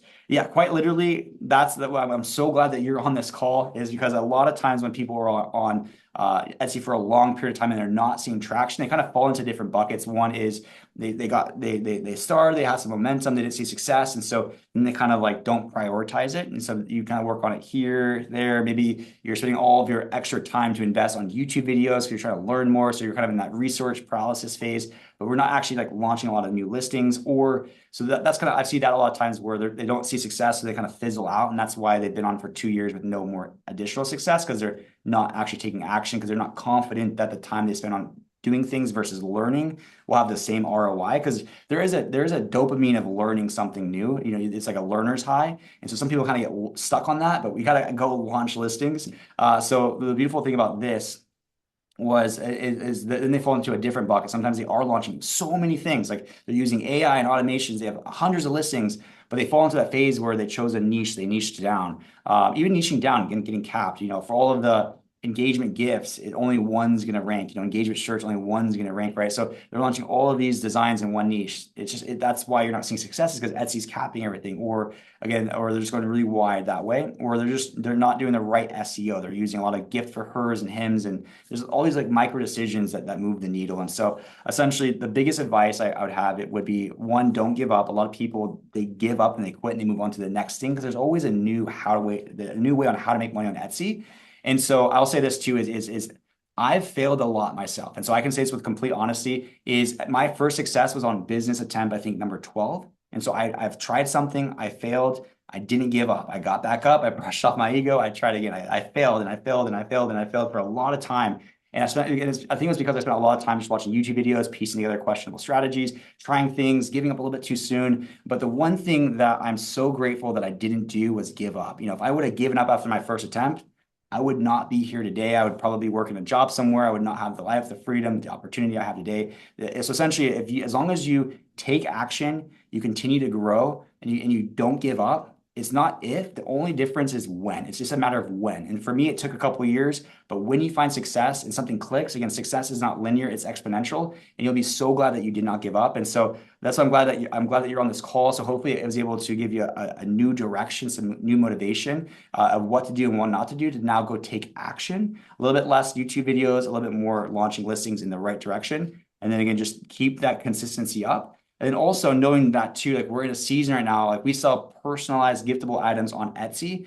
We would do 70% of our total yearly sales in Q4. So we're kind of in a lull right now. You might be on an uptick for Mother's Day, but essentially we kind of spent Q1, Q2, Q3 just building, launching new designs, optimizing for Q4. And so essentially sometimes you might be taking action today, like, man, it's not moving as fast as I want.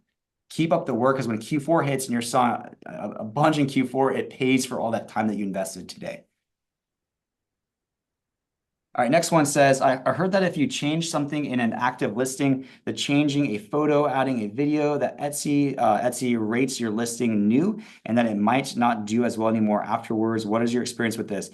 Yeah, when people teach this, it's another thing that like I disagree with, because we did that all the time. And so if we were ranked number one, spot one for a search term, and we changed something and we're still there, so essentially if all of a sudden we dropped in search or we didn't show in rank anymore, then yes, Etsy's going through a relearning phase. But when people say don't change something, that's actually my personal opinion, kind of bad advice. Because what if you learned something on this call that's like, man, now I know not to put gift for her in all my titles. Like that's bad SEO. But I can't remove it, because if I remove it, it's going to hurt me even more. And so, but it's like, no, if you learn something new that will better the listing and put you in a better position or help your conversion rate, like putting a badge on your thumbnail, 100% go update that listing. That way, the next time someone searches that, the next time someone sees it, the next time someone clicks onto it, you're going to have that optimization into it. So we were changing all the time and making changes all the time. The only time it would hurt you is if you make a bad choice. Like if you added gift for her in the title, so now you're adding bad changes, then naturally you would have bad effects. But make a change for a change's sake would not have a negative effect. It would move one way or the other, depending on if it was a good change or a bad change. But if you're learning things, 100%, I would say yes, you can make changes to your listings. Don't feel like you have to wait for the listing to recycle to then make changes. A lot of people teach that as well.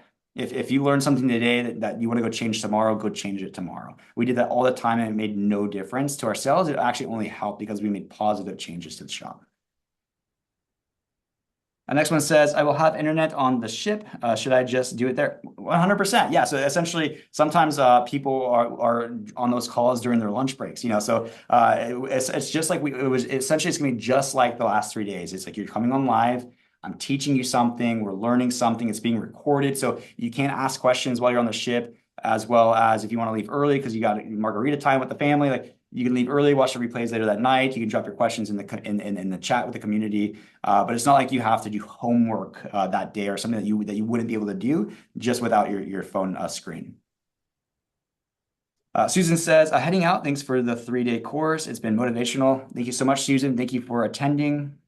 Next one says, do you use Etsy ads to determine the best-selling items in your shop so that way you can cull the others? Yeah, essentially, yeah. So Etsy ads is going to give you data first. And so that's another reason why I love Etsy ads is when you launch a listing on Etsy, all of the visibility, all the clicks, all the customers are typically on page one for that search term. 80% of sales are on page one for a search term. When someone searches for engagement candle, the listings that are ranked on page one are getting 80% of the sales for that search term. So when you launch a listing, you're not automatically there. You're going to be ranked on page 15. You're in no man's land. So you're getting no data, no views, no clicks. You don't know if you have a good click-through rate or a conversion rate or an add to cart rate or anything because you're not being seen. So no data is coming in. So by turning on ads, you're now displaying your listing at the top of search. So now people are seeing it. Now you can able to gauge your click-through rate, your conversion rate, your sales, and at the same time you're driving organic rank. But getting that data back early, there's a lot of benefit to that. So one is you'd be able to determine which one's getting ranked,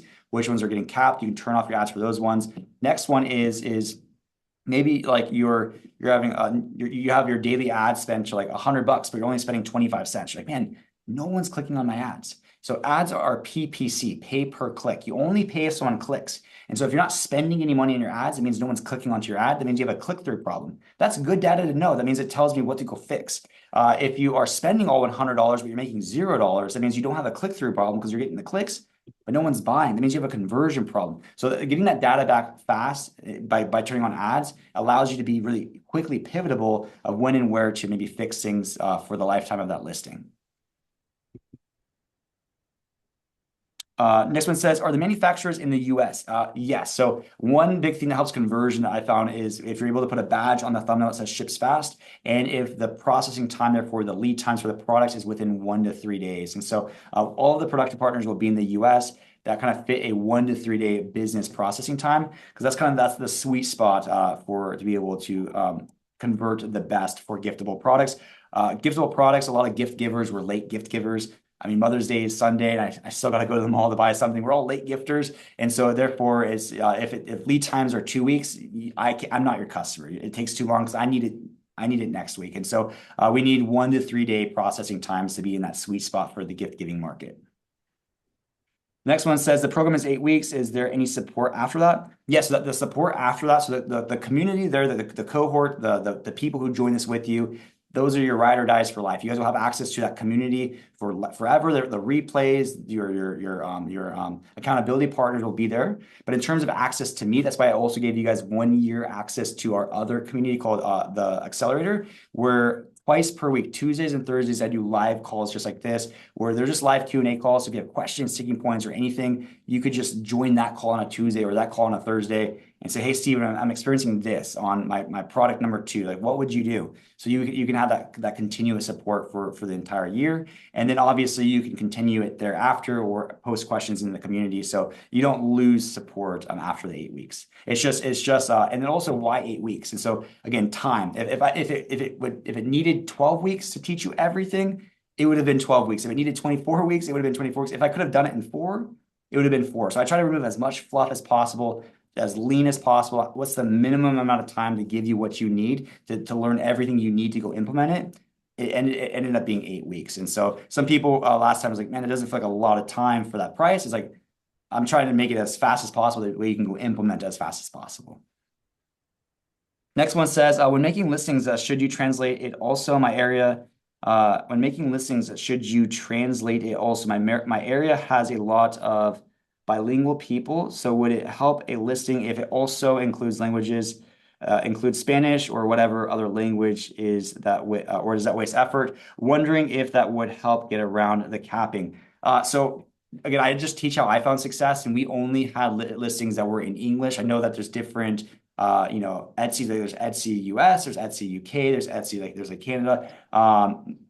I would say I think Etsy is the biggest marketplace, and then English is, I think, the biggest category within that. So in terms of just time, everything takes time. So the time to translate a listing to then relaunch it for a submarket, is that time spent, would that be best spent there, or would that best be spent launching the next design for the next product? And so I can't say which one it would be because I never tested that one. But for me personally, every minute that I spent launching listings was positive ROI. That was productive work. That wasn't busy work. That was productive work. And so I don't know if different languages would be considered busy work, or if there's an actual demand there. I would say just launch the English and move on to the next listing. And so the reason why we were so confident every single time I launched a listing is because we had a very direct approach. Essentially, we had a sniper approach that every listing that I launched, there was complete confidence in that listing. It's like most people, they do, I call spaghetti testing. They just throw listings out at the wall and they hope market that something's going to stick and something's going to sell. And when it sells, they can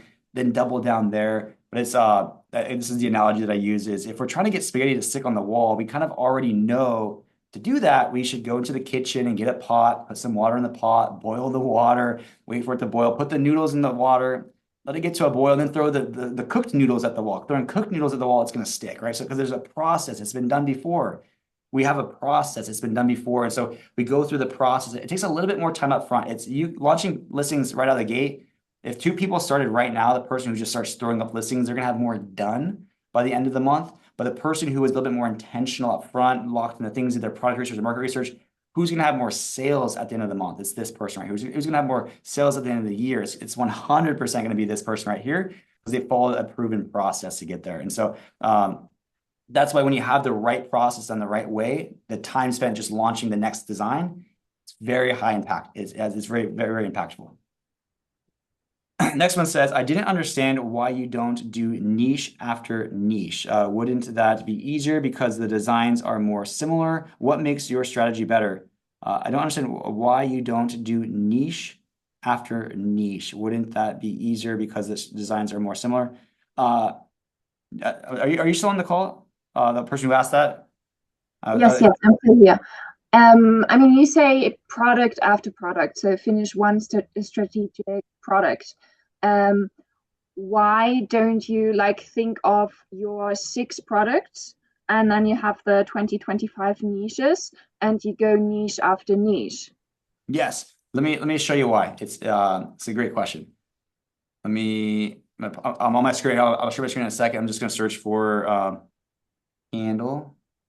Is because design attributes are different on different product types, and therefore when you're locked in on what sells well for what product, it's counterproductive. So what I mean by that is, so one of the products that we're going to sell, one of the products that made the list is candles, right? An 8-ounce frosted candles. And so there are what sells well on a candle is going to be different than what sells well on an ornament, is going to be different than what sells well on a t-shirt, or tote bag. So a lot of people also teach is when you have a bestseller design, go slap it across all the products. But I actually tested that. I tried that. I found that it doesn't work. What sells well on an ornament isn't going to sell well on a candle. And the reason why that is again, part of market research is we are studying the market. What does a design need to have product market fit? Again, Etsy does not reward creativity or your artistic skills. It rewards product market fit. And we can reverse engineer that. So different designs I put into different buckets. There's text-based designs, there's image-based designs, there's pattern-based designs, and then there's mixed designs. And so at a very high level, when you're looking at these designs, this is one of the fastest growing candle shops on Etsy. So they're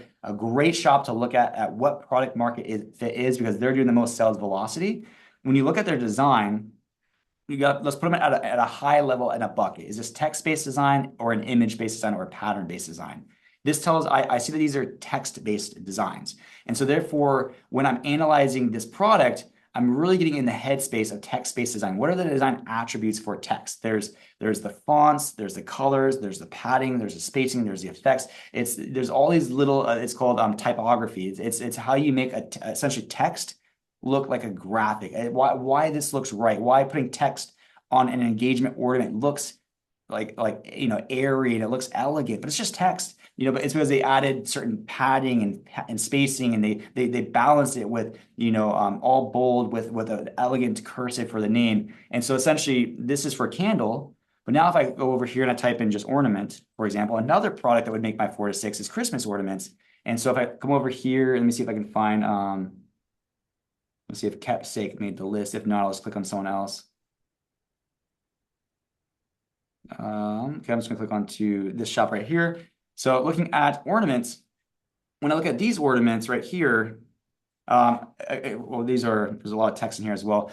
Essentially for ornaments, a lot of the ornaments, the design attributes for ornaments kind of fall into an image-based design. A lot of them have, the clip art. Most of my ornaments would say, first Christmas as, or engaged, they would have a big clip art right here, watercolor clip art, and then the personalization down here. And so when I'm in the headspace of designing for ornaments, I'm thinking watercolor, clip arts, layouts. I'm in that headspace. And so if you have to bounce from one headspace to another, you actually get counterproductive. And so it's really cool when you do the market research. Like when you're doing the market research for the candles and you're analyzing all the candle shops and you're analyzing the designs and you're breaking it apart into the design attributes, the Lego pieces, it's like your eyes open. Like there's like this aha moment. It's like, whoa, I think I know what a design needs to have to sell well on Etsy. It's like, that's why we do the product research, is to be able to understand how to design for candles. And then it's going to be different than ornaments. If you're bouncing all around, I feel like you're going to be counterproductive, if that makes sense. And so same thing with your listing images is for every product type, you have to create these mock-ups, these images, the templates. And so if you choose all 6 products before you launch your first products, you'd have to go and create these 6 times before you do your first niche. And so by choosing one product and doing the templates one time, you can now start launching listings before the next one, if that makes sense. So that the main one though is you're more productive on a design standpoint, is you're more in that lane, in that headspace. Awesome. Hopefully that helps. All right, jumping down to the next one. Could you please let me know how to receive the recordings, please? Yes, in terms of recordings, the email that you use to register for today's event, we will email you the recording after today's session. So in today's session, you'll get today's recording plus day 2 plus day 1 as well.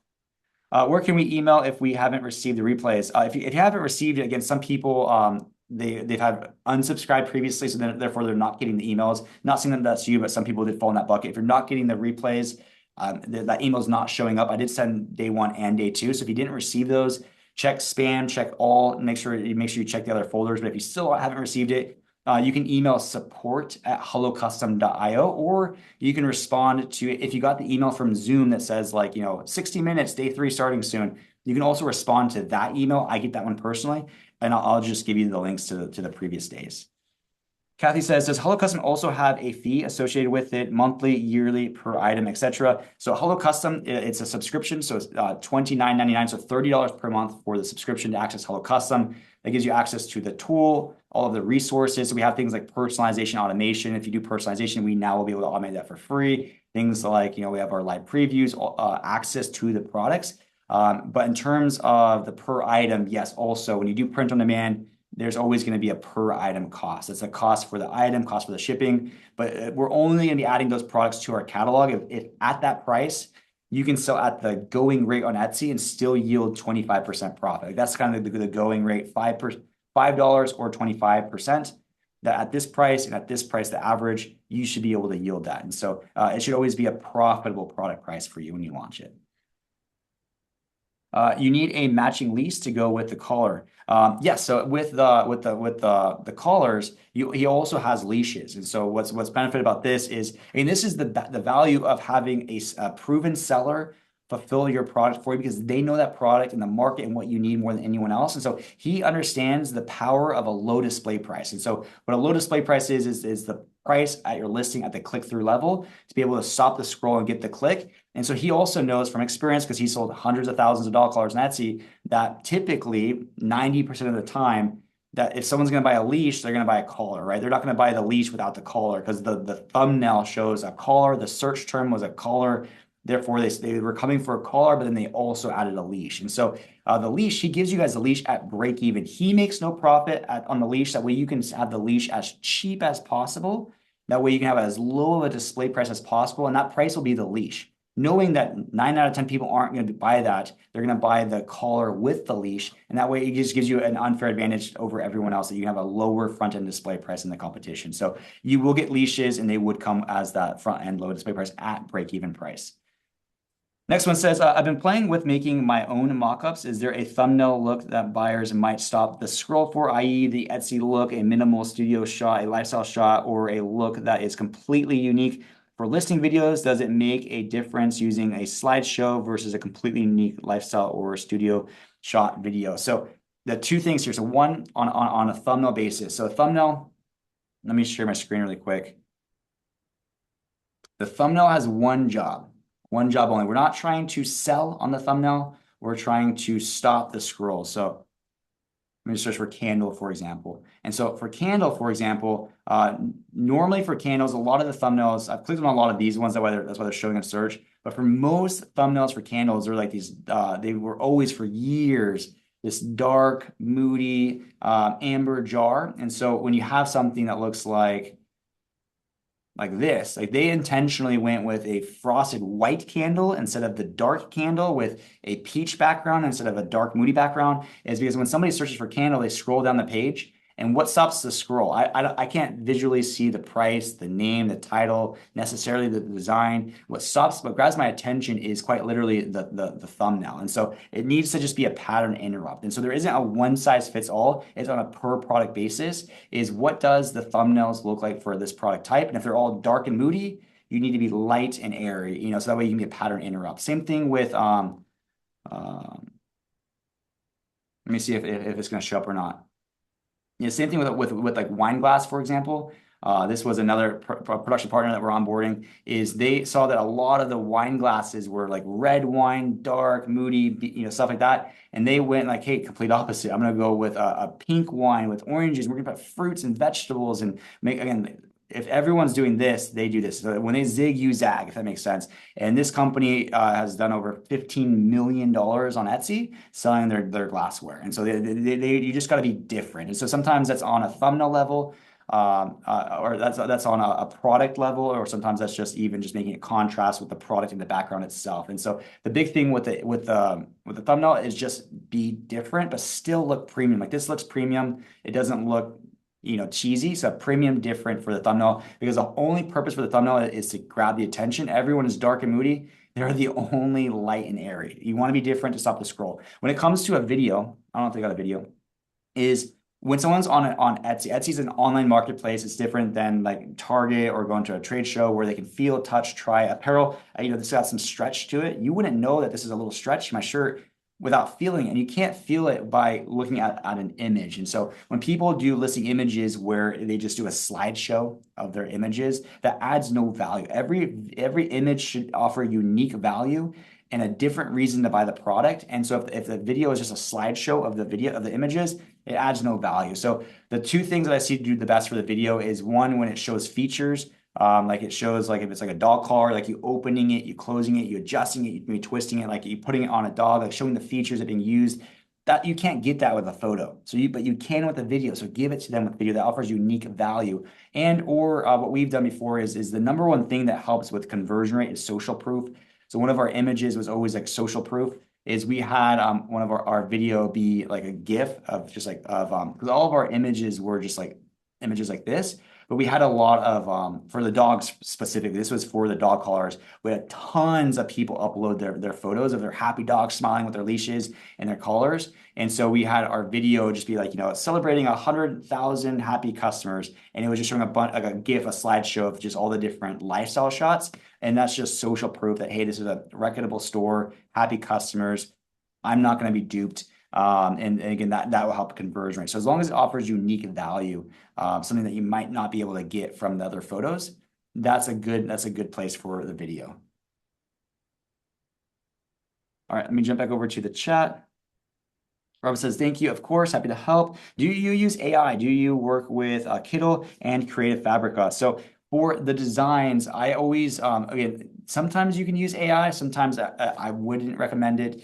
So what I mean by that is when you do your market research and you're looking at those candles and you're breaking it down to the fonts, the colors, the padding, like all those micro decisions that made that listing be number one for that searcher for that product. You got it all lined out. Sometimes you can get that with AI and sometimes you can't. I'm not very good at prompting designs. Nowadays, you probably can. But I used to struggle with that. So I would just make it myself. Or same thing with like the clip arts. Is like when you're doing that for like ornaments, for example. I've done a lot of shop reviews where they're doing everything right, but it's just not quite product market fit. And what I mean by that is they had a clip art of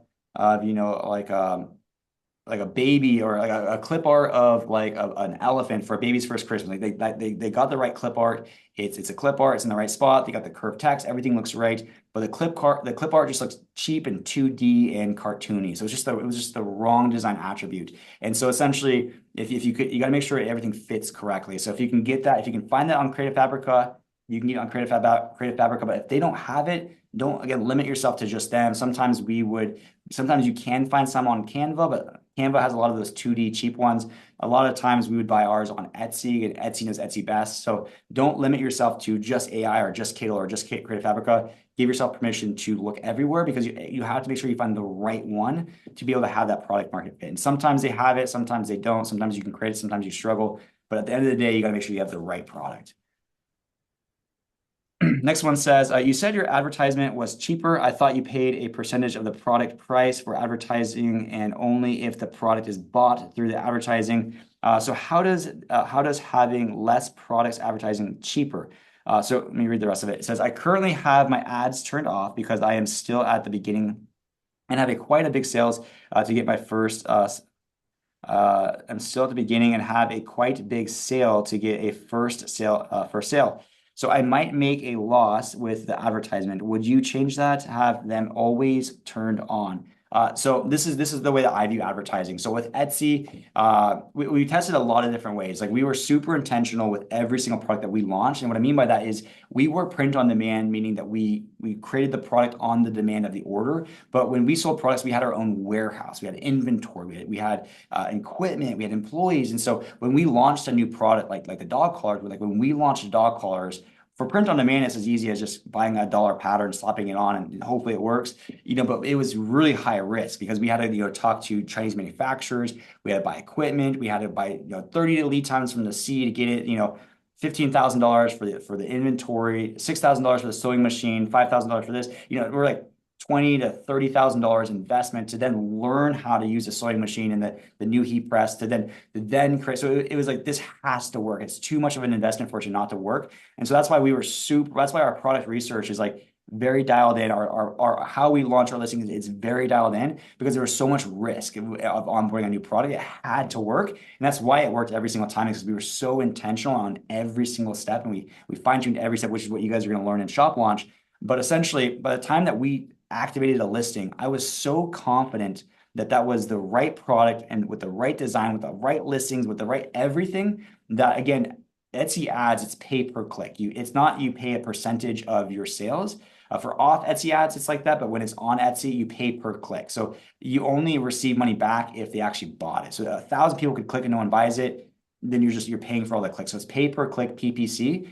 And if you are confident in your product, you're confident in your listing, you're confident in your offer, we want as many clicks as possible, because those clicks are opportunities to turn into a sale. And so essentially, because we were so intentional with everything, that's why we ramped ads as much as possible, because we want as many clicks as possible, because those clicks turn into customers that then generate a sale. That sale generates organic rank, that gets that flywheel moving, that gets higher organic rank, that leads to more customers. And essentially, Etsy ads it's the number one lever that you can pull to, when you launch a listing, to get the traction going, to get the sales, to drive the rank. And it's best to do that when you first launch the listing, because when you first launch a listing, Etsy has no history, no data, no nothing on your product, meaning they don't know where to show you on rank. They don't know if it's going to do good or not. And so they call it something specific, but I call it the halo period, where they give you a little bit boost in visibility to kind of get that data for their algorithm. What do we project the click-through rate is going to be? Let's give it to 500 people. What do we project it's going to be?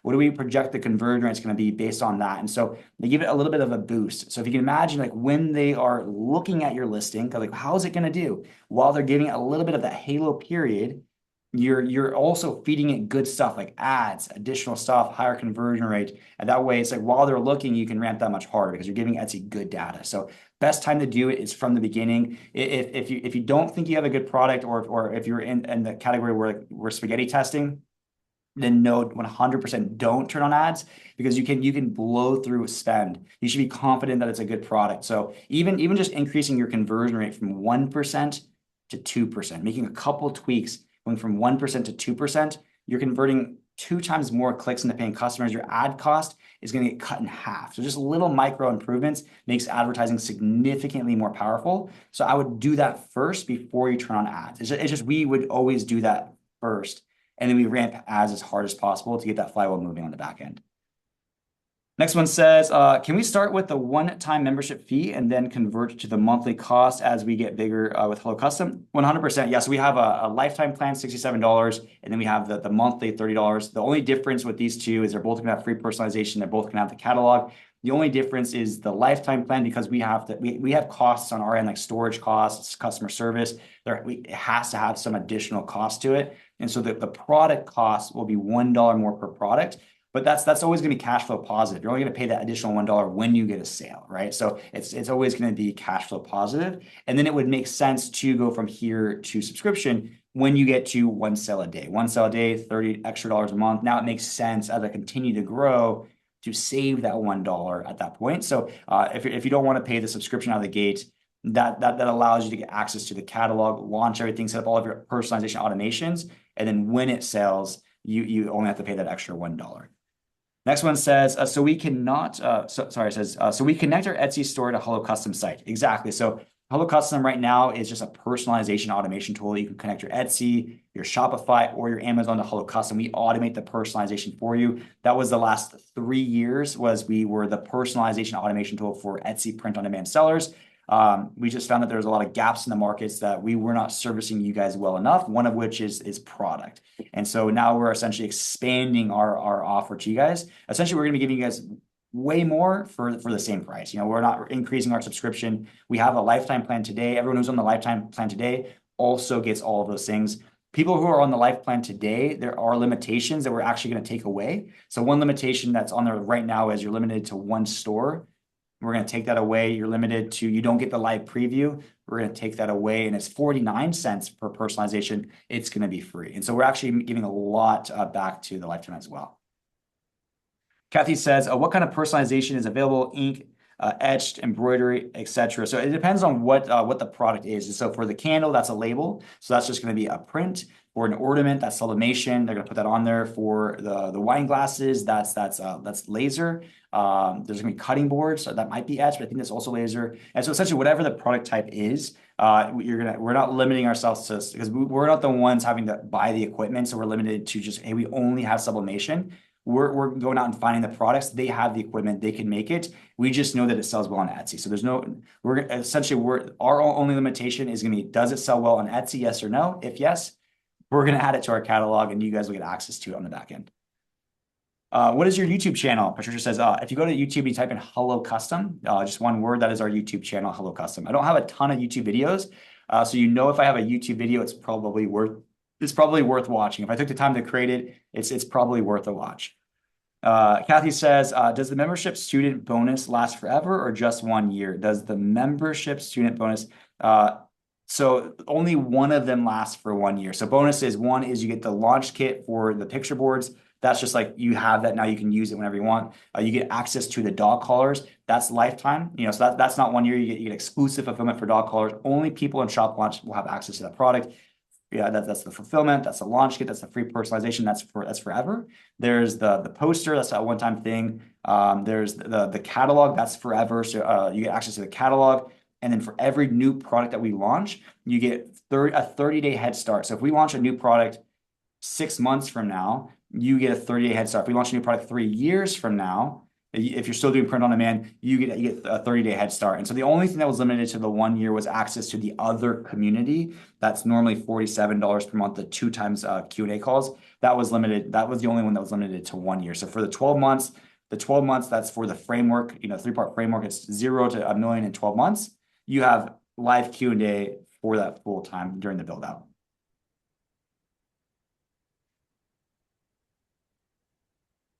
Scroll down really quick.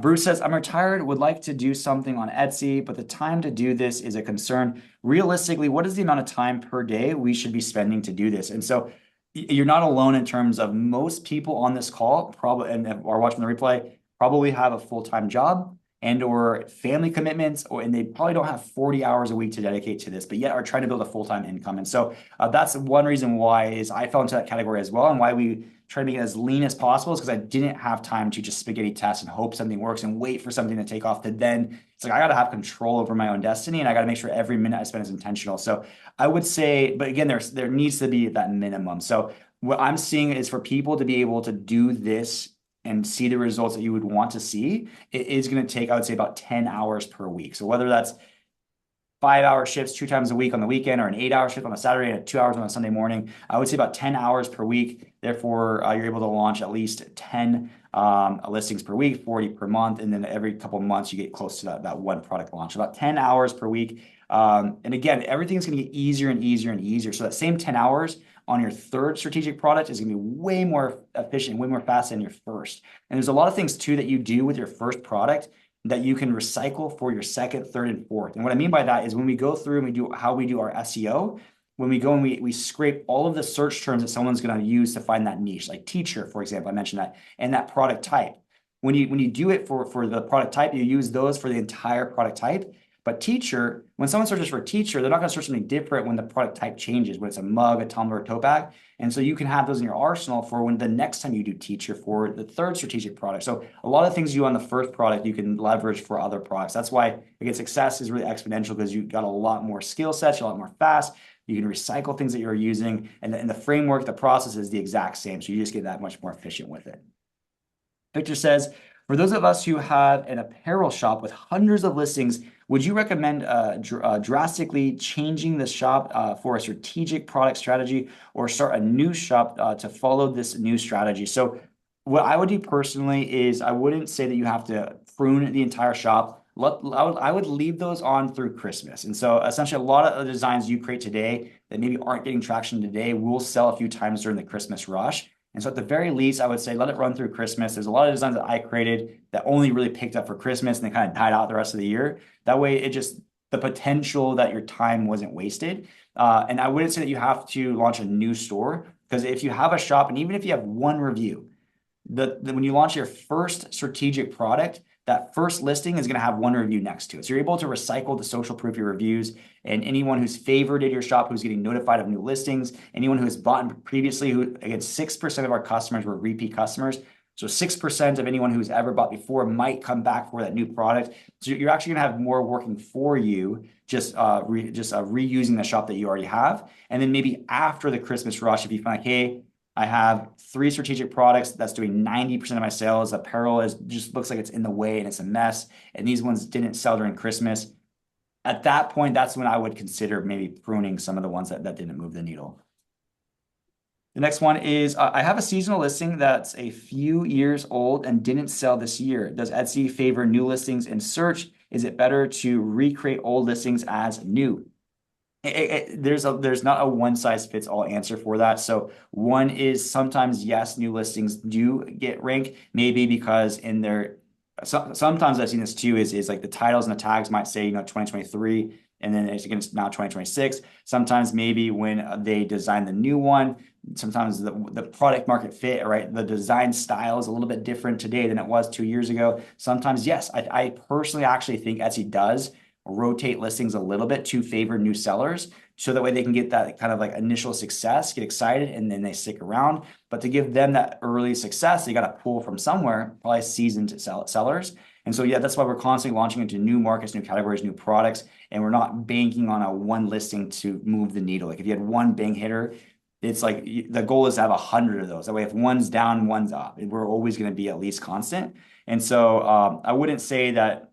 One thing I wouldn't do would be to recreate an old listing. And the reason why I would not do that is that listing has rank. And so even if it's ranked somewhere on page 1, if you were to recreate that, you're starting over. And so all of the momentum, all the sales, all the ad spend that you were in the red to get that rank, to now start getting some organic sales, to finally get some profit in there, and you're going to be starting that over every single time. So I would never recommend recreating a listing unless it was as like a last ditch hope. Like I launched this, it's getting 0 views, 0 clicks. It's a year old, and now it's so far gone, and it's in terms of bad data. and I've learned so many new things since then that I could create a much better version of that listing, then maybe I would then scrap it because you're not losing anything to create a much better version of to then reset live in the marketplace.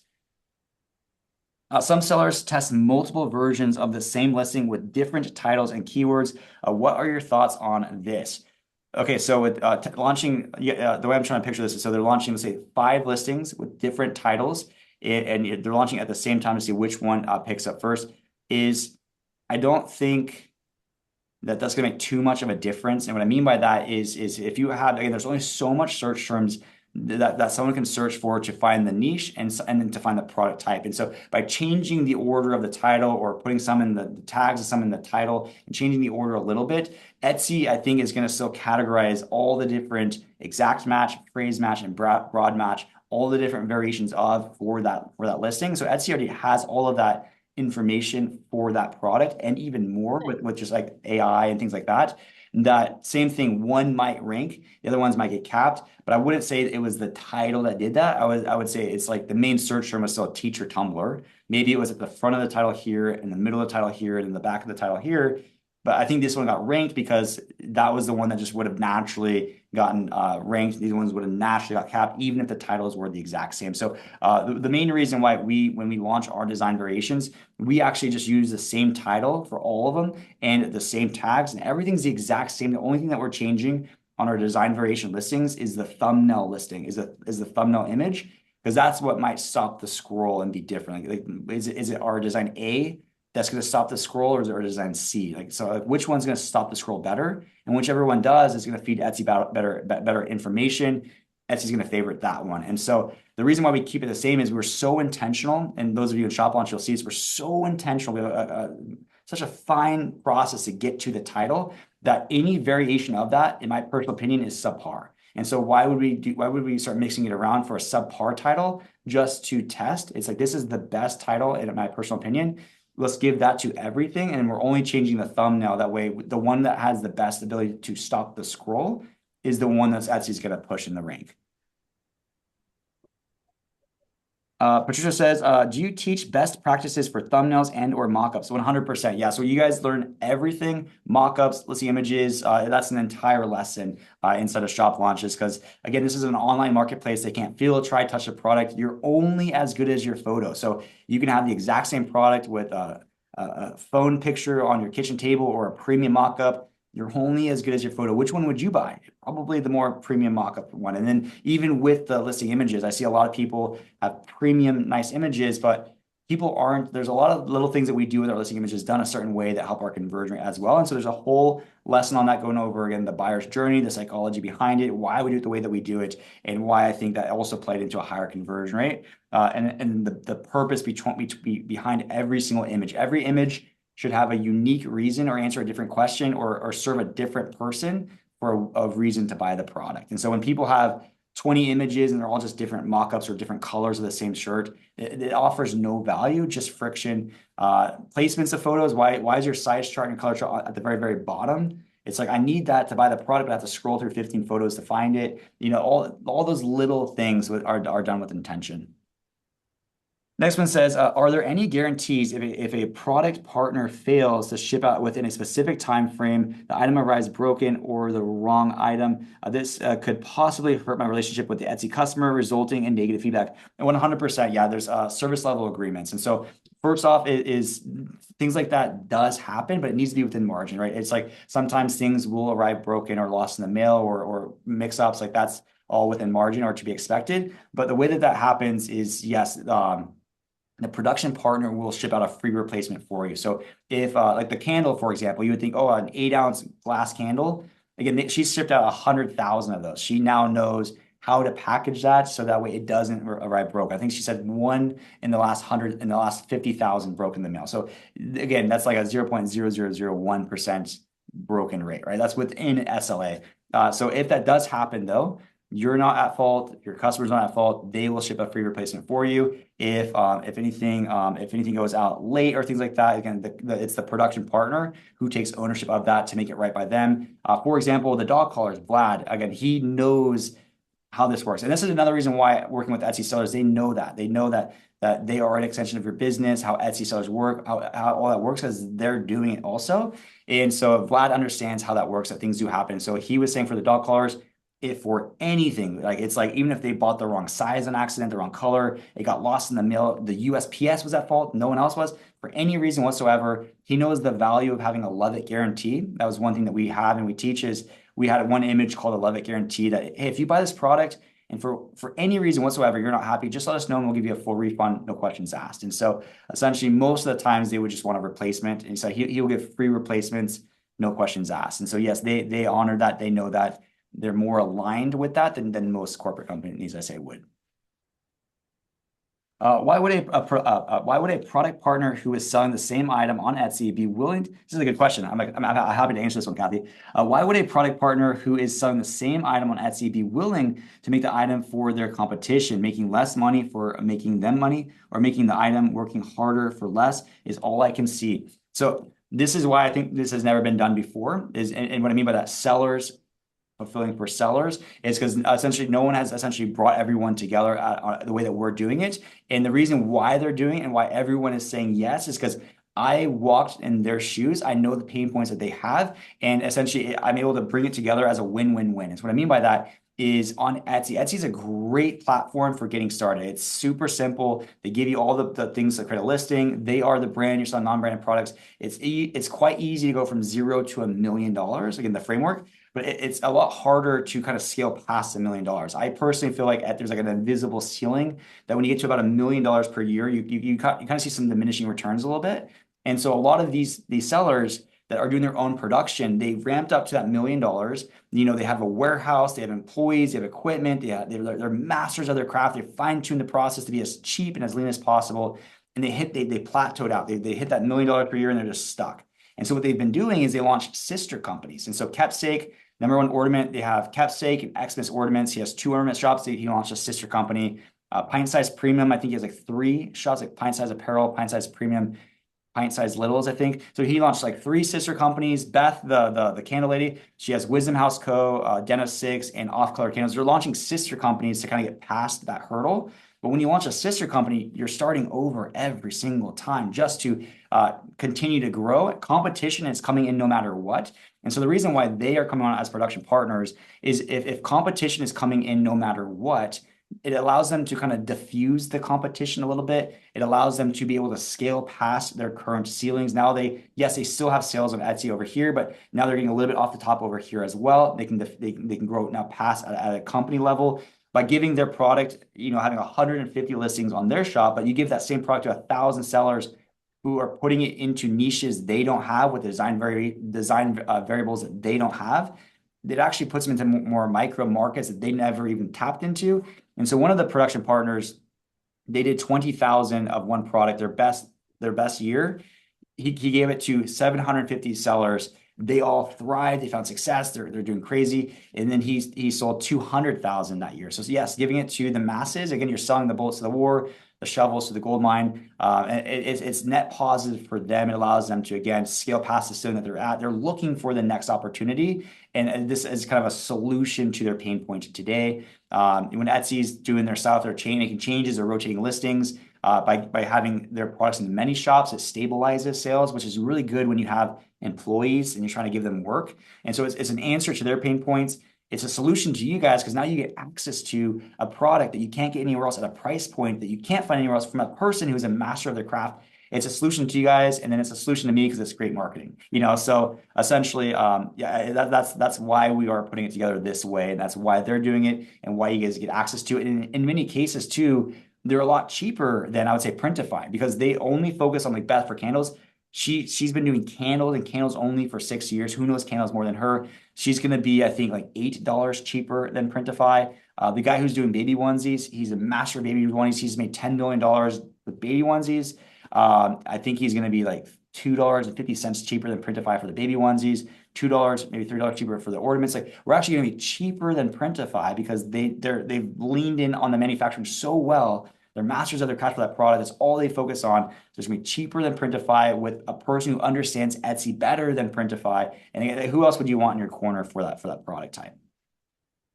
Next one says, sorry for all the questions and thanks for taking the time to answer them. Of course, I'm here. As long as you guys have questions, as long as my brain's still working, I'm here to answer as many questions as you guys got. Next one says, Carlos says, my shop name is centered on my shop name is centered on one niche and I have 3 good steady sellers already in that niche. So how do I implement without it looking like it doesn't fit in my shop? Thanks for taking the time with us. Yeah, so I would say this too. So putting yourself in the shoes of your customer, right? A lot of people here, I'll share my screen one more time, is so a lot of the buyer's journey, right? They come to Etsy, they go to the search bar and they search for what they're looking for. So they might come over here and they might search for, dog collar.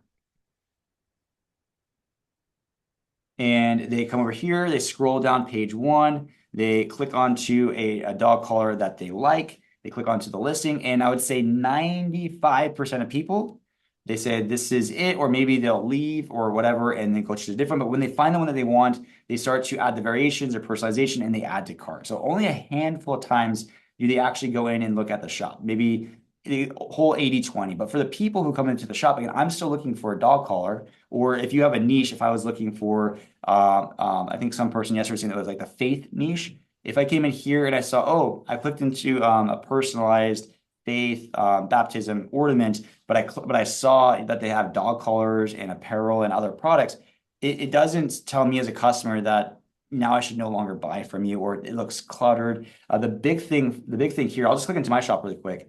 Go over to my listings. They're all going to be deactive now. Is a lot of the designs just need to look like the same person would like it. And so what I mean by that is these are our Christmas ornaments. Our designs, they're bright, they're colorful, they're kind of wholesome. This is what I was referring to. They use a lot of clip arts. They use a lot of watercolor clip arts in my ornaments. And so when they see this, and then right next to the ornaments, they see a collar that we sell, dog collars, and they see that we have bright, fun, colorful, dog collars. It doesn't discourage that we have other product types, or if they came in from, our baptism ornament or a baptism picture frame, it now I have dog collars and ornaments. And so you might think that that our shop was all over the place, but it felt very, again, like our shop was like personalization, giftable shop. Everything. We didn't sell any political designs, any crude goth designs. Every design was wholesome, cute, or just like it just fit the niche, fit the design attributes. And so you starting with a niche, and even if your header, said something on that, but you also had other products, I 100% guarantee that it wouldn't create any discouragement or distrust or hurt your conversion rate whatsoever. You're just now, again, putting your shop into more categories, more markets, and it's just gonna help more people find your shop, and then also more people maybe find the niche that you started with. Does Holo Custom ship worldwide? So again, we're for the production partners that we're starting with, they are going to be US-based Etsy sellers, and I believe they're right now, most of them just ship domestically. So I think when we launch with the catalog, it's going to start domestic. Some of them, as we onboard new people, might offer worldwide, but that would be maybe product specific, not catalog with its entirety. How often will we be doing these cohort classes? So it's 8 weeks. So if we are punctual and we're doing it one after another, at the soonest, 2 months from now would be the next one. Next one says, is that a million profit or just income? Big difference if the profit is 34. Yeah, it's revenue. So sales. So everything that I was referring to is revenue. On average for print on demand, about 20 to 25% profit after Etsy's fees, after advertising, product costs, shipping. So that 100, or sorry, not 100, that 1 million, it would be equivalent to $250,000 per year profit. That's kind of what I mentioned on, I think it was day 1 of strategic product versus apparel. Is apparel $100,000 revenue would be $25,000 profit. $1 million would be 250, which again, for Etsy print shop, 10 hours a week, $250,000 in your pocket after everything. It's still a great opportunity. All good points. Thanks so much. Fantastic. I think we are at the bottom of the chat. Did anyone else have any other questions? You see, it looks like, and there's still 30 of you guys left with me after almost 3 hours. You guys are rock stars. Thank you guys so much for spending your Wednesday. Yeah, go Carla. Fantastic. All right, let me see. No, thanks for being so generous. Thank you so much. Yeah, the big thing here again, like why I love these lives so much is again, I've gone through this business model at a very high level for a very long time, and so a lot of the questions that you guys ask, I'm able to answer those questions because like we've experienced that. And so, and when I'm trying to teach something, I think there's so much value. I said this throughout the call, but I'm just going to reemphasize this. In when I say to do something and then being able to explain why, every time that I've ever learned something to then go take action, the more certain I am that that is going to work, that this is the right way to do it, the more likely I am to actually go do it. And so I'm trying to give you guys direction, but also like certainty with the direction. That way you guys go do it, because I promise you, this is like, again, 3 years in the making. Everything that I've ever experienced distilled down to the most easiest way possible, the exact way that I would do it for myself, that I would tell my children to go do it today. This is the framework. And I want to make sure I give you guys like the essentially the certainty with that, answer all the questions, any sticking points or parts that didn't make sense or questions you have, the lingering gut feeling that would make you not move forward with day two's training. Get that answer before day three. That way you guys feel confident with that. And then for those people that want to take the next step, give you guys shop launch. But again, I'm not here to hard sell you guys. It was not a hard pitch. It's an opportunity. Again, it's not a one-time only thing. For someone mentioned, is there other shop launches? 100%. It is an 8-week thing. So if you're looking for now, yes, it would be at least 8 weeks out. But there's still other free resources. We have our community. We have a free Etsy course as well. We have our YouTube channel. The resources like the catalog, it's not exclusive to shop launch. It's going to be early to shop launch, but you guys will be able to get your hands on that as well. Definitely before Q4 season, where it would really be beneficial. So just want to make sure you guys got the value out of it. Hopefully, like I mentioned, my quota for myself was, let me know if I was able to hit the mark, was the time you guys spent on this call was worth the time. If we're valuing time in terms of like ROI for your time spent on this call, hopefully it was beneficial for you guys and your business, and it's something that you guys get value out of. I'm seeing awesome 3 days. Thank you. My wife and I will take a serious look at this. Thank you. Thanks so much, Bruce. Patricia says, do you have a detailed description of shop launch and what it takes at a closer look before committing? 100%. So essentially, it takes you to the cart page. The big thing for shop launch too, and we can also do, if anyone still has questions about shop launch, we can do like a bonus Q&A if anyone wants. Let me know. Maybe on Saturday, where we can dive into maybe something like a peekaboo on some of the trainings. But for the most part, with that one slide, which you guys can be able to see on the training, where it showed all the different line items, that's pretty much what shop launch is. It's the education, where it gives you all the things that you need to be able to implement it, with some launch kits for that quick win, quick ROI, that quick momentum, and then a handful of other bonuses. Essentially, me just trying to give you all the tools and resources I think you need, that you have everything at your disposal, plus how to do it with the certainty behind it, to just go run with it. And so that's kind of the big thing behind shop launch. Carla says, definitely worth it. Thank you so much, Carla. Also happy to confirm day 3 was even more mind-blowing than day 2. Let's go, Kevin. Thank you so much. Yeah, there were some people, the last time I taught this, they're like, yeah, I think I have like 350. Like that was them, like 350 with the one niche. And that was just like the mind-opening, the mind-blowing was that you only need 4, so it doesn't, again, there's a lot of things. It's already complicated. Let's not make it any more complicated than it needs to be. And what's beautiful about that is you only really need 4 designs per niche, per product, to really, again, for Etsy print on demand, for this business model, that's the sweet spot. I think that would be great. What topic is covered and how in depth is it? So if we did, Kathy, if we did a bonus Q&A, I'll send out an email maybe on Friday, going over with a link to a bonus Q&A. Sunday is Mother's Day, so it would be on Saturday. It would just be for if anyone has any more questions, because I know a lot of people too. Like I think 100 people were live with us, but I think like on day 1, like 450 people watched the replay. And so I know a lot of people, now I'm speaking to the replayers, wasn't able to maybe join live but have questions, and so even for them, they could join on for like a Saturday session. It'd probably be the same time from noon to whenever you guys are done having questions, and it wouldn't be to teach anything. It'd be like if you guys still had questions, or when you go to sleep tonight, you wake up tomorrow, I'm like, oh, I forgot to ask that question. That's a place that you could go to get those questions answered. Same thing if you have any questions about shop launch, you thought about stuff on it, considering it on the fence. Yeah, I got a few more questions about it. You can ask me live on Saturday as well. How long will the replays be available to watch? For Essentially, they're just a Zoom replay links, so there's no expiration link, no expiration date on them. So you will receive day 3 today. You already have day 1, already have day 2, and you have lifetime access to the replays.